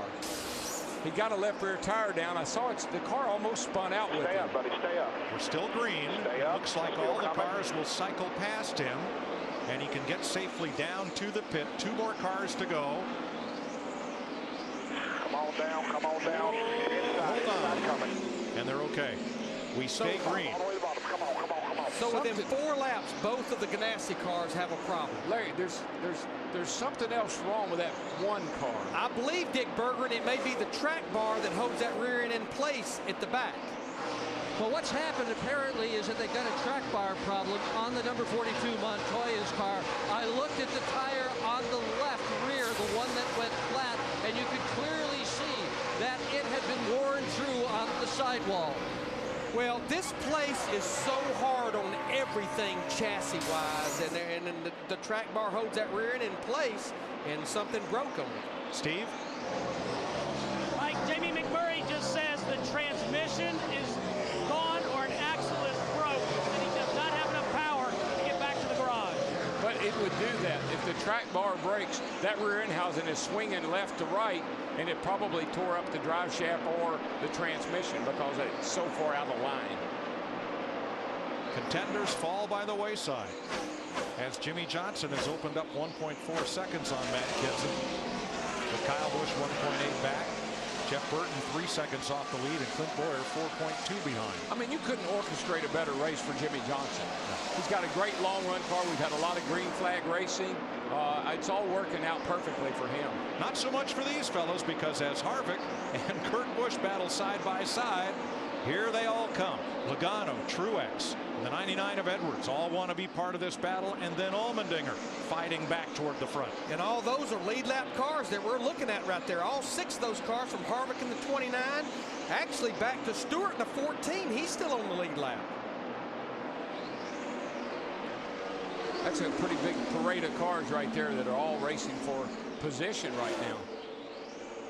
And I just keep watching the lap times on that 43 car of A.J. Allmendinger, right with our pole sitter now, Martin Truex Jr., the 56 back in the 11th. Allmendinger at one point was 2 laps down, and his lap times when he's not fighting traffic is not far off of what Jimmy Johnson in that 48's running. 133 laps to go. They were last in the pits at lap 246. Makes it a 2-stop race under perfect conditions. They'll have a chance to make it better. Sprint brings you an inside look at what's happening now inside the NASCAR Sprint Cup Series. As many of you are tuned in to see the race today on Fox or on NASCAR Sprint Cup Mobile. Clint Boyer with the fastest lap of the race, 151.9. He is our 5th place car. For more, check out NASCAR Sprint Cup Mobile at sprint.com/speed. And we have a new 2nd place car. Kyle Busch has passed Matt Kenseth and is now 2.6 seconds behind this man, Jimmy Johnson, who thoroughly dominated both races at Dover last year and is doing it again. We just saw Jamie McMurray go to the garage with what appeared to be a broken track bar, the rear end sliding laterally back and forth in the car. Jeff Hammond can show us more. Yeah, Mike, underneath this race car, this is what you call the track bar. It literally holds the rear end, which is this yellow piece in front here, keeps it centered up, and that's where your 2 tires ride in between the body. What has happened? It looks like maybe this bracket on the left-hand side over here, because it's put such a load on it, has now broken away. What that allows the rear end to do is basically track itself back and forth with no kind of structure. So they're going to have to go to the garage area and make a replacement with that bracket and do the necessary welding or whatever to be able to get this rear end housing back centered underneath the car to be able to continue. And Jeff, as you're under there and you see over on that right side all that bracketry that holds the track bar on the right side, they run these track bars now so low that they've had to support all this because it puts so much leverage on that whole thing hanging down there. That's why they've had to support all that. It wouldn't surprise me if more of the trouble wasn't on that side. Yeah, it could very well be on the frame side on the right side or the back of the trailer arm on the left side. It could be either one. A lot of load back there in these corners. When it's that low, you know, you got all that leverage. Carl Edwards at 10th place. Right behind him, the battle was resolved in favor of Martin Truex for 11th over Allmendinger, Kurt Busch, Jeff Gordon, and Tony Stewart. They were 4 cars in a wad a lap or 2 ago. Now it's just a little wad. 2 cars. Mini wad. Mini wad. Now, Kurt Busch in that 2 car, we think he's fighting 2 things. I think probably having 20 more laps on his tires than most of these guys that he's racing. Plus, we know that he slapped the wall about 10 or 15 laps ago. He and Matt Kenseth here at lap 282, somewhere around lap 300 to 310, they'll have to make scheduled green flag pit stops because they did not pit that last caution. There you see Kenseth in the 17 car battle for 3rd right now with Jeff Burton in the 31.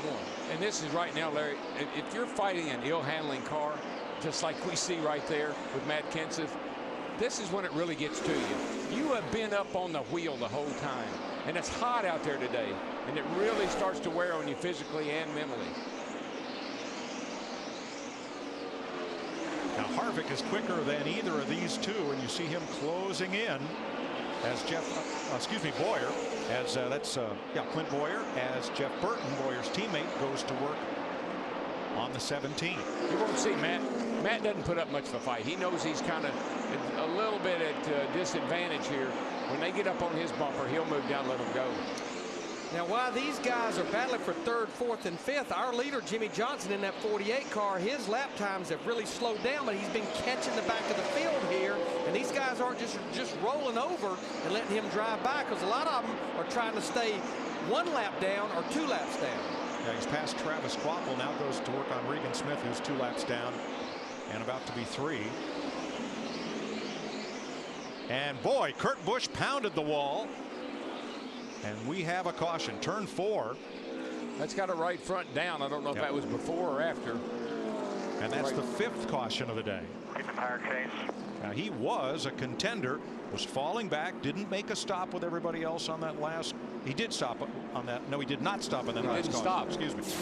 But we do know he had hit the wall earlier. Yeah, here he is coming off turn 2. Let's see what happens here. That's slightly. I wouldn't call that a much of a hit, but this one, you can see the rubber coming out from the car. That's a cut down right front. But Larry, I don't know. Staying out and not coming in getting tires with 20 more laps than everybody else may have bit him. Because he looked like he had a good top 5, top 10 car since the drop of the green flag. This is crew chief Steve Addington.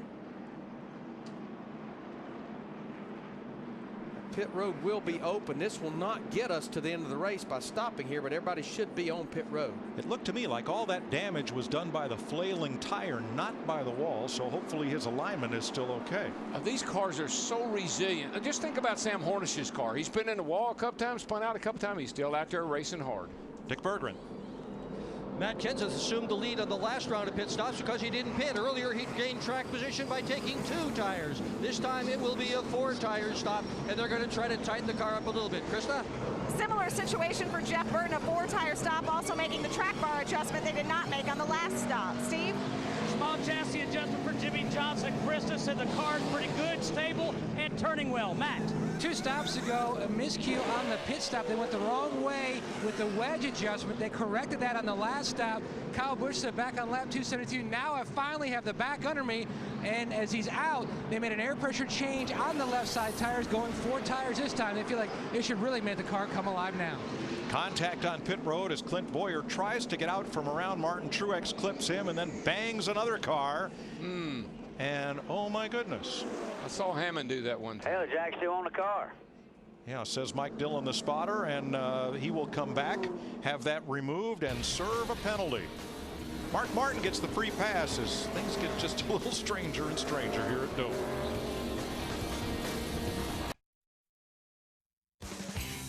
NASCAR Sprint Cup Racing on Fox is presented by Budweiser, the beer that starts with full flavor and ends with a crisp, clean finish. Budweiser, it's what we do. Live at Dover, 111 laps to go. Time for an AT&T race break. Jimmy Johnson leading Kyle Busch and going for his 3rd straight Dover win. The most recent pit stop, Clint Boyer, the 33. He came in 5th, Jeff Hammond. Yeah, but he collides also with Joey Logano as he exits pit road.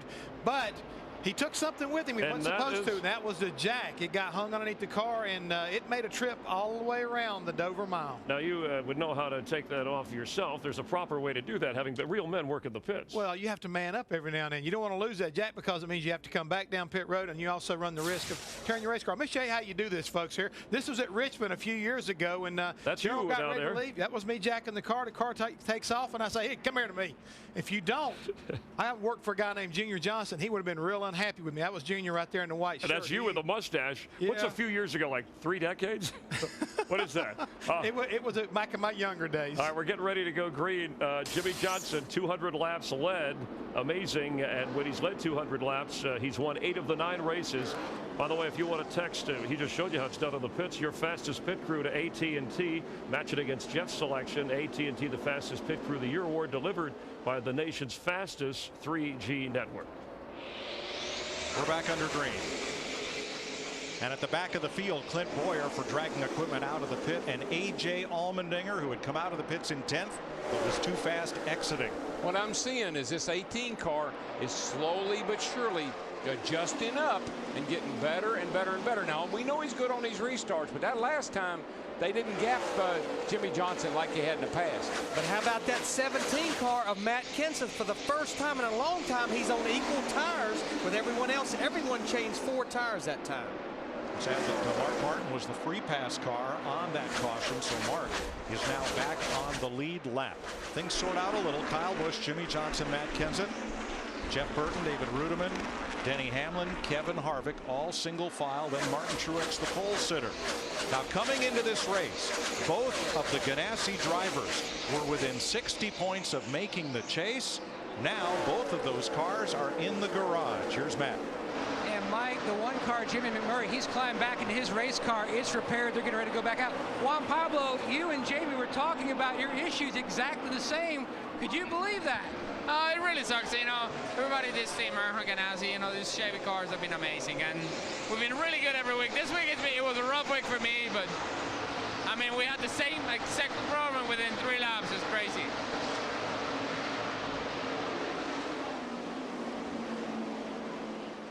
McMurray waiting to go back out as repairs are made to back in the panhard rod or track bar area of the rear suspension. Kyle Busch leading Jimmy Johnson. Johnson coming back, and here's the biff against Jeff Gordon for 10th. And Jeff Gordon, little contact there. Well, whoa! That was so uncalled for right there. The biff got underneath of Jeff down here coming off turn 4, made Jeff wiggle a little bit, and that's just a little payback. Well, while they were doing that, here comes Tony Stewart in that 14 car. Tony's still on the lead lap, battling this group for 10th spot. There are 18 cars on the lead lap. Anybody anymore? Oh no, he's been something going on with him about the last 3 weeks. And that was actually Tony Stewart asking his spotter about that little episode that just went on. You saw that 12 car Brad Keselowski go by. Brad is the first car lap down back in the 19th position. Yeah, there's only 2 cars 1 lap down, Keselowski and Paul Menard. Scott Speed, Casey Kane, Regan Smith 2 laps down. Casey Mears, David Stremme, David Gilliland 3 laps down. Another 8 cars 4 or more laps back. Fastest lap of the race, 24:18 right there. Carl Edwards in 9th place. Now that's the fastest lap for the fastest lap I think that he's run. Right, that's what Carl Edwards in the 99. Carl Edwards that he has run, not the fastest lap of the race. But that's encouraging if you're the driver and the crew chief. You're making progress. I noticed that this 18 car has gotten better, guys. The changes they made to that car over the last couple of stops has really improved the performance of that car. I think he's really happy with it right now. And I've been watching that 48 car of Jimmy Johnson, especially at this end of the racetrack they're coming into in 3 and 4. He's starting to search around a little bit, just trying to find where maybe he's got a little more grip. That time he was right around the bottom. The lap before that, he was about a half to a lane up the racetrack. And I think he sees the same thing, Larry. I think that all of a sudden Jimmy Johnson says, whoa, that 48 or that 18 car has improved considerably. I've been blowing right by him after a couple laps. Not this time. Now here's Joey Logano, who may have had some left front fender damage when Clint Boyer hustled out of the pits. They came and fixed it. Looks okay. Yeah, they came back to pit road right before we got the one to go, so he restarted all the way back in about the 17th position, and now he has worked his way up 3 or 4 spots to the 14th spot. You know what's the interesting thing to me, too, about the 18 car leading the race? This is the 3rd race that Kyle's been in this weekend. Truck race, nationwide race, and then again here today. Lots of laps. And has led a lot of laps in all 3 races. Clint Boyer slowing, not so much you'd call him off the pace, but certainly not as quick as he was before his troubles on pit road. NASCAR Sprint Cup Racing on Fox, presented by Budweiser, is sponsored by AT&T, Rethink Possible, by the all-new 2011 Super Duty, built Ford Tough, and by Cobalt Tools. Cobalt, the next generation of tough tools. 309 laps complete. Spot, play, win. The more codes you spot, the more chances you have to win. Enter now at codespotter.com. Kyle Busch leads Jimmy Johnson now by just 0.2 of a second, as Johnson has been looking high, looking low, and trying different lines in an effort to unseat the leader. Matt Kenseth is 3rd, Jeff Burton 4th, David Ruderman 5th. As things sort out for the moment, let's check in with Chris and Jeff. Yeah, Mike, with 90 laps to go, it's been Kyle Busch and Jimmy Johnson, the story of the race, but Jeff having some problems affecting guys that could be near the front. Casey Kane led 24 laps early. Yeah, he broke the shift lever off, and because of that, he only had high gear. They had a green flag stop, and because of that, he lost 3 laps. And not a factor, even though he started on the front row. Now, Kyle Busch did lead laps early, but had some problems himself communicating. Yeah, he could not hear anything from the crew, and he was sitting there trying to say, if you can hear me, wave your arms. But here's a guy that's been fast all day. A.J. Allmendinger had a problem on pit road with the right rear, cost him a lap. He finally got back in the race. Dale Earnhardt Jr. never really in contention, went 7 laps down with a steering problem. Yeah, they got the car repaired. He's back out. But here's one of our latest casualties. Jamie McMurray broke a rear track bar mount, had to go to the garage area. He has now returned to the battle. He's 32nd. And Clint Boyer with the jack connected to the car. This is not supposed to happen. He went in 5th, lost 7-11 spots. Yes, he did. He had a pit problem right there. He got that fixed, but now we're back to the leader right there, 18 of Kyle Busch. He's leading the way. And of course, he won in the Truck Series, the Nationwide. Now, last weekend, Denny Hamlin won, and he's currently 6th in the Nationwide and the Cup race. Could we get the sweep out of Kyle? Yeah, he didn't win the truck race, but he did win yesterday in the Nationwide Series, and he could go ahead and repeat like his teammate if he can keep Jimmy Johnson behind him, along with the likes of Matt Kenseth in the 17 car. All right, but Joe Gibbs Racing has won 4 of the last 6 races, and there's your Kyle Busch contribution. Jimmy Johnson, though, won 3 of the first 5 races, and there's your Hendrick Motorsports rep. Yeah, but the key thing right now could all come down to pit road, Chris. Coming down, we still got one more pit stop at least to go before the end of this race, and whoever beats who off of pit road, that could be the deciding factor. And we've already seen some unusual problems involving cars, pit stops, and particular drivers. To vote for the fastest pit crew, delivered by AT&T, text yours to 2258, the nation's fastest 3G network. And every week, we compare notes with Jeff. And Jeff, looks like you have Jimmy Johnson, Kyle Busch, Jeff Burton. Those guys right now have been performing on pit road all day long. And again, it may come down to these guys who winds up winning this race today. And that is your AT&T race break. Let's rejoin Darrell, Larry, and Mike. Thanks, Chris. Jimmy Johnson hunting the lead. Kyle Busch trying to sweep the Nationwide and the Cup Series race, something that's only been done here once at Dover. Harry Gant, 1991. I know a lot of tough guys. I've seen them race through my career. But when you say you can run a truck race on Friday, a Nationwide race on Saturday, and come back here and run 400 laps and lead this thing on Sunday, you are Superman in my book. And chances are, if he could find a late model race to race tomorrow, he'd be there running it somewhere. Probably will there. Kyle Busch has now led this weekend almost 400 laps, over 400 laps total. We're not going any faster. They're just going slower. I think his radio just come unplugged. Got me? Yep. Welcome back. Welcome to the party, huh, Rod? Yeah, the party's up there, not here. The lever's gone. Got one on the right rear. Go back to the right rear. Get a lug nut. Get ready. Let the jack down. Go, go, go, go, go. Fight it off. It's okay. We'll get this back. That's your Budweiser Radio remix as we're 74 laps to go at Dover International Speedway. JP Montoya back in the race, as is Jamie McMurray. Both Ganassi cars back running. And the front five looks just about like it did. Kyle Busch ahead of Jimmy Johnson, as they both have been working a lot of race traffic. Matt Kenseth, the 2.5 back. Burton 1.7 off the lead, and David Rudiman 2.7 back. You know, one of the things I never second guess Chad Knaus by any means, but the 18 has been working on his car every pit stop, trying to make it better, trying to make it better. I'm not sure if Chad and Jimmy maybe have been happy with their car and been afraid to adjust on it, but I think they can see now if they're going to get back up there and take the lead away from this 18, they may have to adjust on her one more time when they come to pit road. Well, let's see who's quick. Let's have a look at speeds as they cross the line.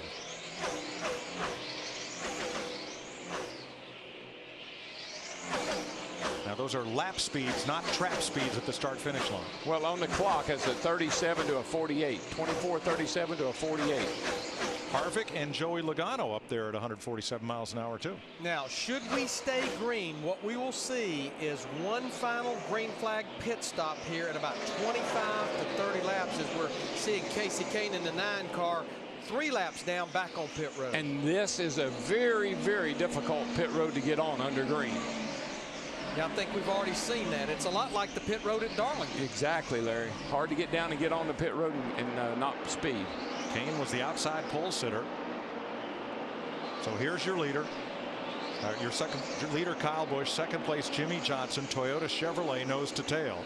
The first Ford in the race is Matt Kenseth, who came from 21st starting position and runs in 3rd. Jeff Burton having another chance to be in contention to win. He's come from 17th up to the 4th place. And David Rudiman began the day in 13th. He's within striking distance in the top 5. Got a lead. Jimmy Johnson got a great run off turn 4 that time. Kyle got hung up behind the 78 car and opened the door for Jimmy to get there, but I don't believe he can make the pass on that 18 right now. Just as we've seen all day long, Kyle Busch keeps that thing up about a groove on the exit of the corner, and he keeps her wound up. Now he brings it back to the bottom, pulls Jimmy Johnson in the 48 by about a car length. Yeah, Regan Smith was in Kyle's way when he came off turn 4 in the 78 car. Cost him a little momentum, and Jimmy almost was able to take advantage of it. But Darrell, we're 50 laps into this run, more or less, and it's about the time that in earlier runs Jimmy Johnson's car would have transitioned and become quicker than Kyle Busch's car. Yeah, I'm still not convinced that Kyle has the best car. Jimmy Johnson's has a car that I think over the long run could still get up there and take the lead back.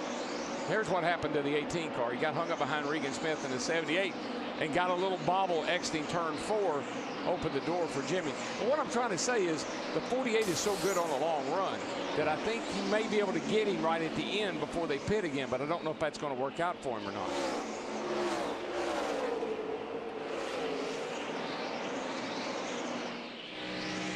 Here's Denny Hamlin. He's the 6th place car, 4.7 seconds off the lead.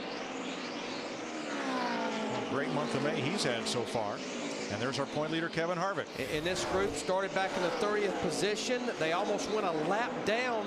We got a caution earlier in the race, and now they've worked their way back in the top 10. One of the reasons this group that they've had the points lead.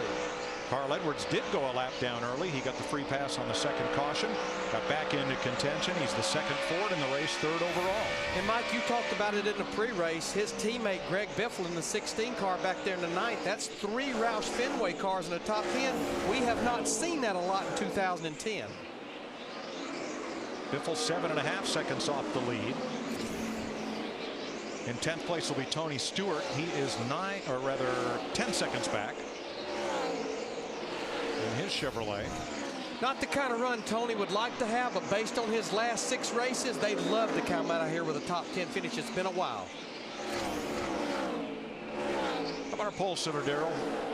Not a bad day, you know. I mean, MWR cars are running pretty good today. You got Rudiman running 5th, and certainly sitting here in 11th place for our pole sitter today. Not what he would like to have done, but still not a bad day. Casey Kane on new tires goes around Truex. Right behind Truex, Joey Logano in 12th.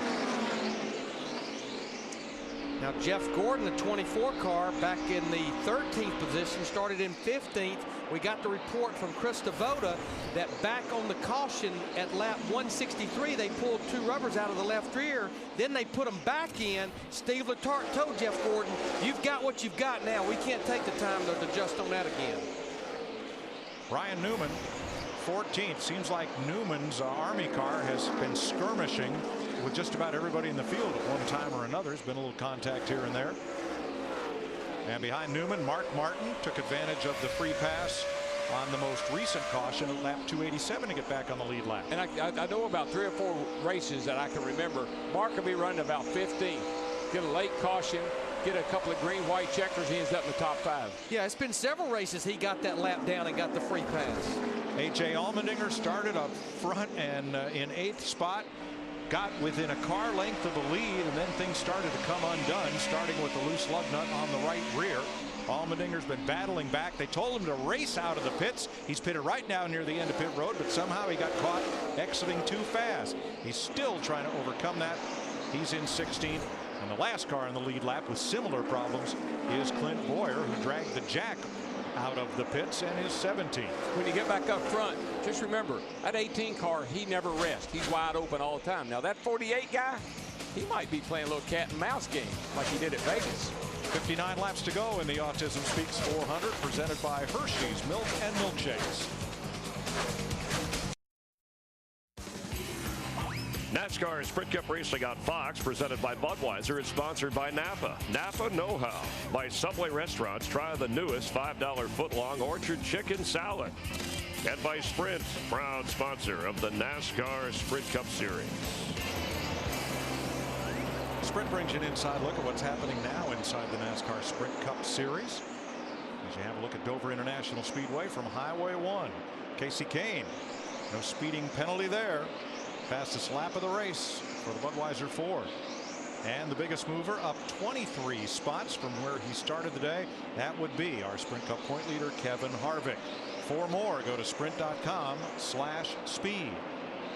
Come out the garage. It's broke again. Yeah, it's broke again. You can see that rear end, how it's moved over to the left there, and he's broken that track bar again.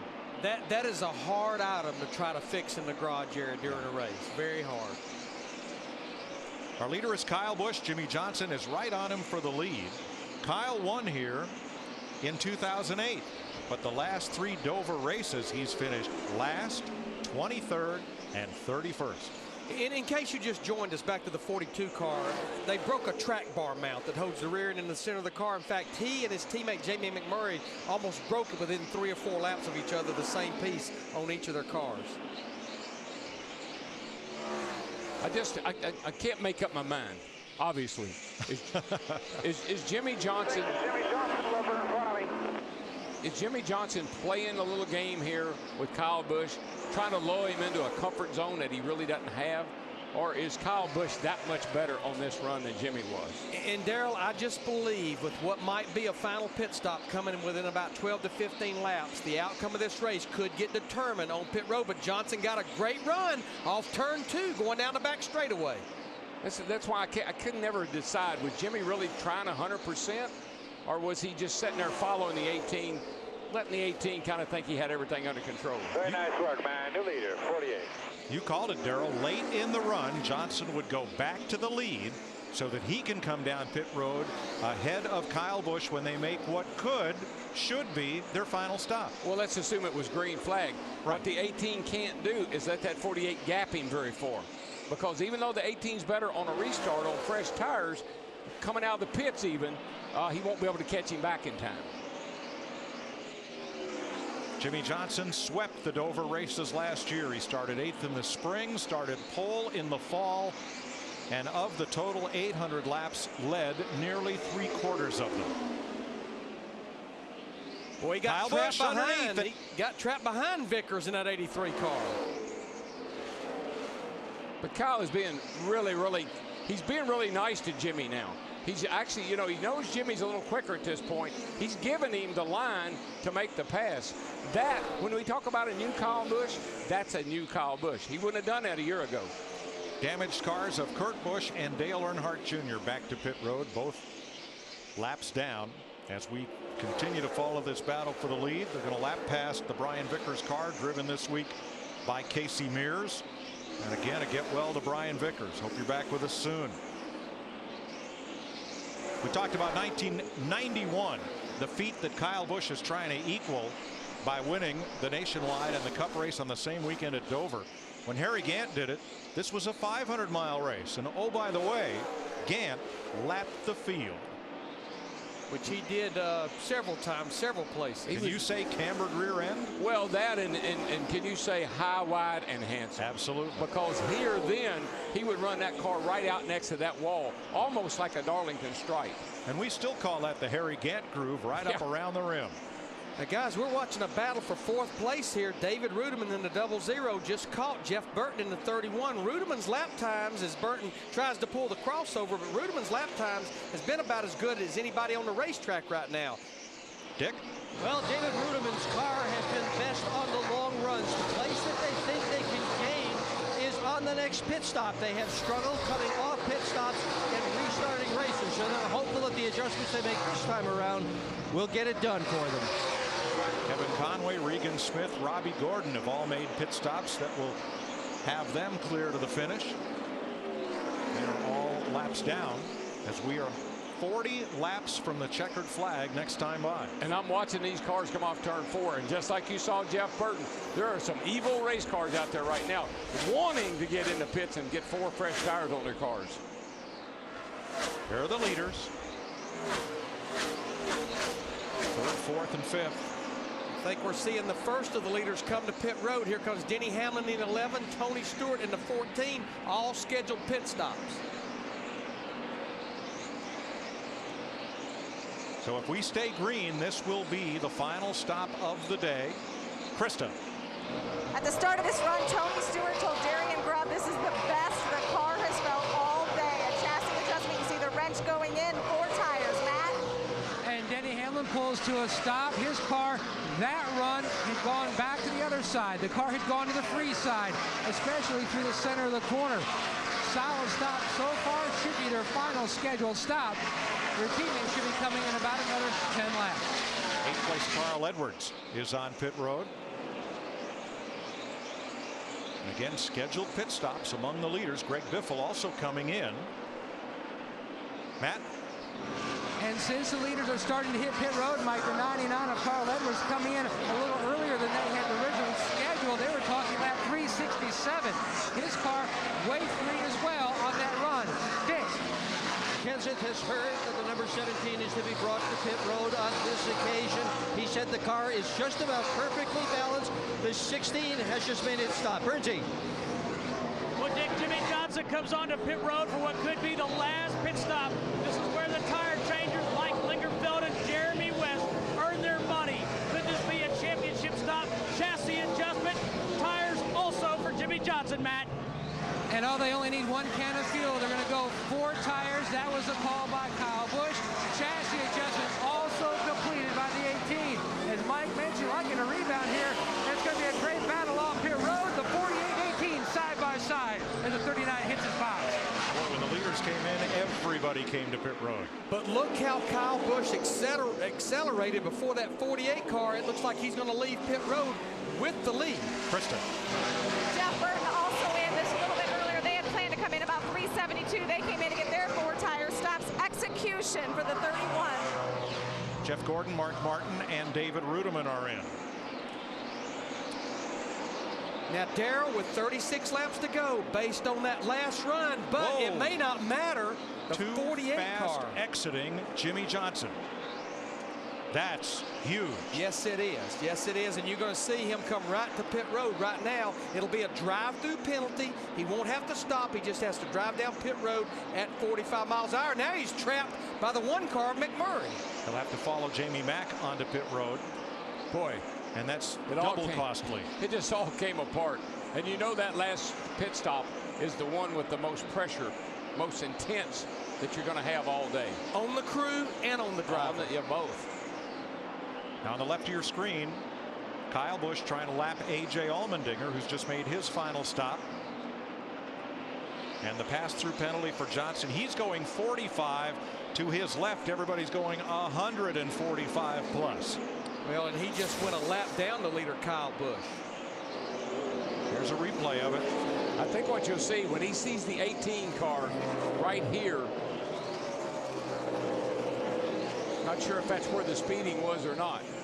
And Mike, actually, and you can see the 18 responding to that because they know that's their closest competition. Pit road speed is actually 35 miles an hour, but they give them up to 40. We're told it was the third section from the far end of pit road when Jimmy was accelerating hard, getting out of his pit. That's where the violation occurred, and it's timed electronically. There's no subjectivity involved. That's where the 18 car was. Right when he came out, Jimmy saw it was going to be close. He gassed it a little too much. So Kyle Busch is your leader. Jimmy Johnson caught by a rare error. Matt Kenseth is second. Denny Hamlin, Jeff Burton, David Rudem in the top 5. 32 laps to go. Next weekend, the biggest stars in NASCAR compete in a winner-take-all invitation-only event. To see who's crowned the best of the best, the NASCAR Sprint All-Star Race live from Charlotte next weekend only on Speed. And the first feature event of the night will be the Sprint Showdown, and there's a lot of drivers who are hoping for a win here, so they won't have to run that showdown. And if anybody thinks they need to do something to that All-Star race, they didn't see last year's. That was the most awesome All-Star race we've had. And there's one of the guys that either wants to do it by basically racing his way in by winning this race, sitting back in the 3rd spot, Jeff Burton in the 31. But I'm telling you, that preliminary race, I think, will be the most exciting showdown that we've ever had there at Charlotte Motor Speedway, as well as Greg Biffle in the 16, Carl Edwards in the 99.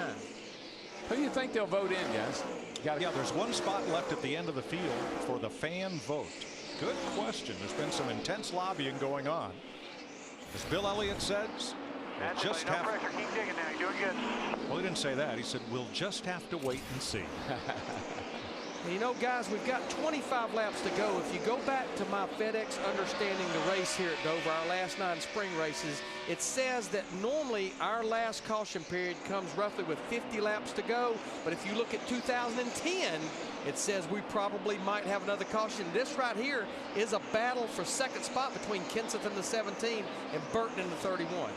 Well, I don't want to beat a dead horse to death, but let me just say this. For 2 or 3 weeks now, I've been saying you cannot beat yourself. Jimmy Johnson just beat himself. Last week, Jeff Gordon and Jeff Burton probably beat themselves. You can't make those kind of errors and win races. No, not when you have 13 drivers on the lead lap, most of whom have run error-free races and stayed in contention the whole time. And in most cases, just like Jimmy Johnson, he had a fast enough car to win this thing. He didn't need to speed on pit road. No.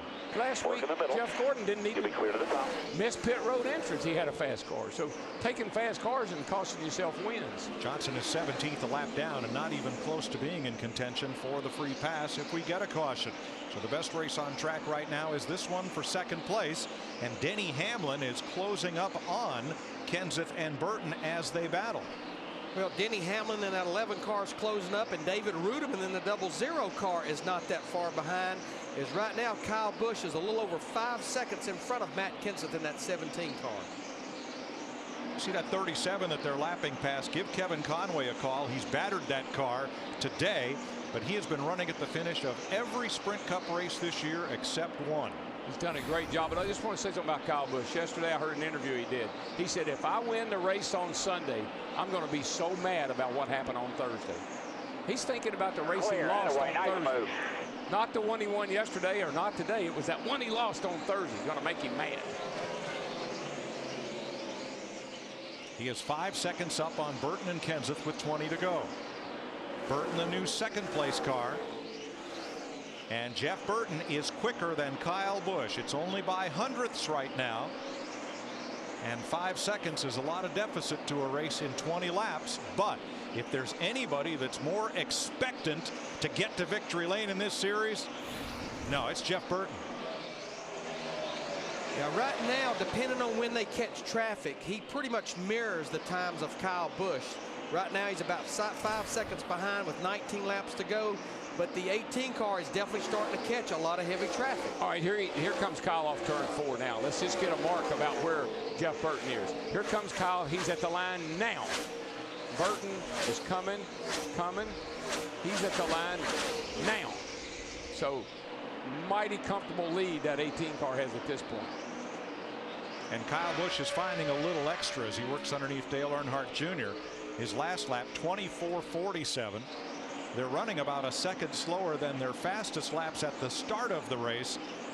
But aside from Carl Edwards and Tony Stewart, Kyle Busch, one of the quickest cars on the racetrack. And Larry, we saw this guy drive so smart today. When somebody was faster than him, we saw him do it with Matt Kenseth. I saw him do it with Jimmy Johnson. Squeezed down out of the way and let him go on by. Didn't hold him up and didn't try to race him. Well, I think this is a team and this is a car. Of course, they made a crew chief change with 3 races to go, move Dave Rogers over there. I think they know the mistakes that kept them from making the chase last year. You just go back to Daytona in July. If he'd have just accepted that second place finish, he'd have made the chase, but he missed it by just a few points. So Kyle Busch is your leader. He has been out front for 115 laps today. Jimmy Johnson's led the most laps. Kyle the second most. And as Darrell just showed you, he's got a 5.1 second lead on the black and yellow number 31 of Jeff Burton. Whoa, and Burton is trying hard. You just see that as he comes off turn 4. He got that thing hung out. Third is Matt Kenseth. And of course, Todd Parrott, his crew chief, made a couple of gambling calls earlier, 2 tires, and stayed out. And here's Matt solidly up in the top 5 in that 17. Fourth is Denny Hamlin, who keeps finding a way to get to victory lane. He may fall short of that today, but he had a strong top 5 championship contending run. But this place has been terrible to Denny Hamlin, yes. So he'll be happy with this finish.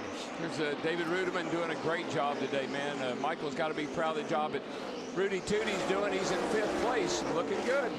Greg Biffle all alone on the racetrack in 6th. He's had an interesting up and down day after starting 24th. And Kevin Harvick is going to pad his point lead. Kyle Busch going to take a few spots, a few points from him.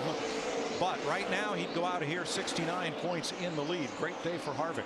This is going to be one of the better runs that Carl Edwards has had in the 99 car back in the 8th position. He's been good ever since he unloaded on Friday.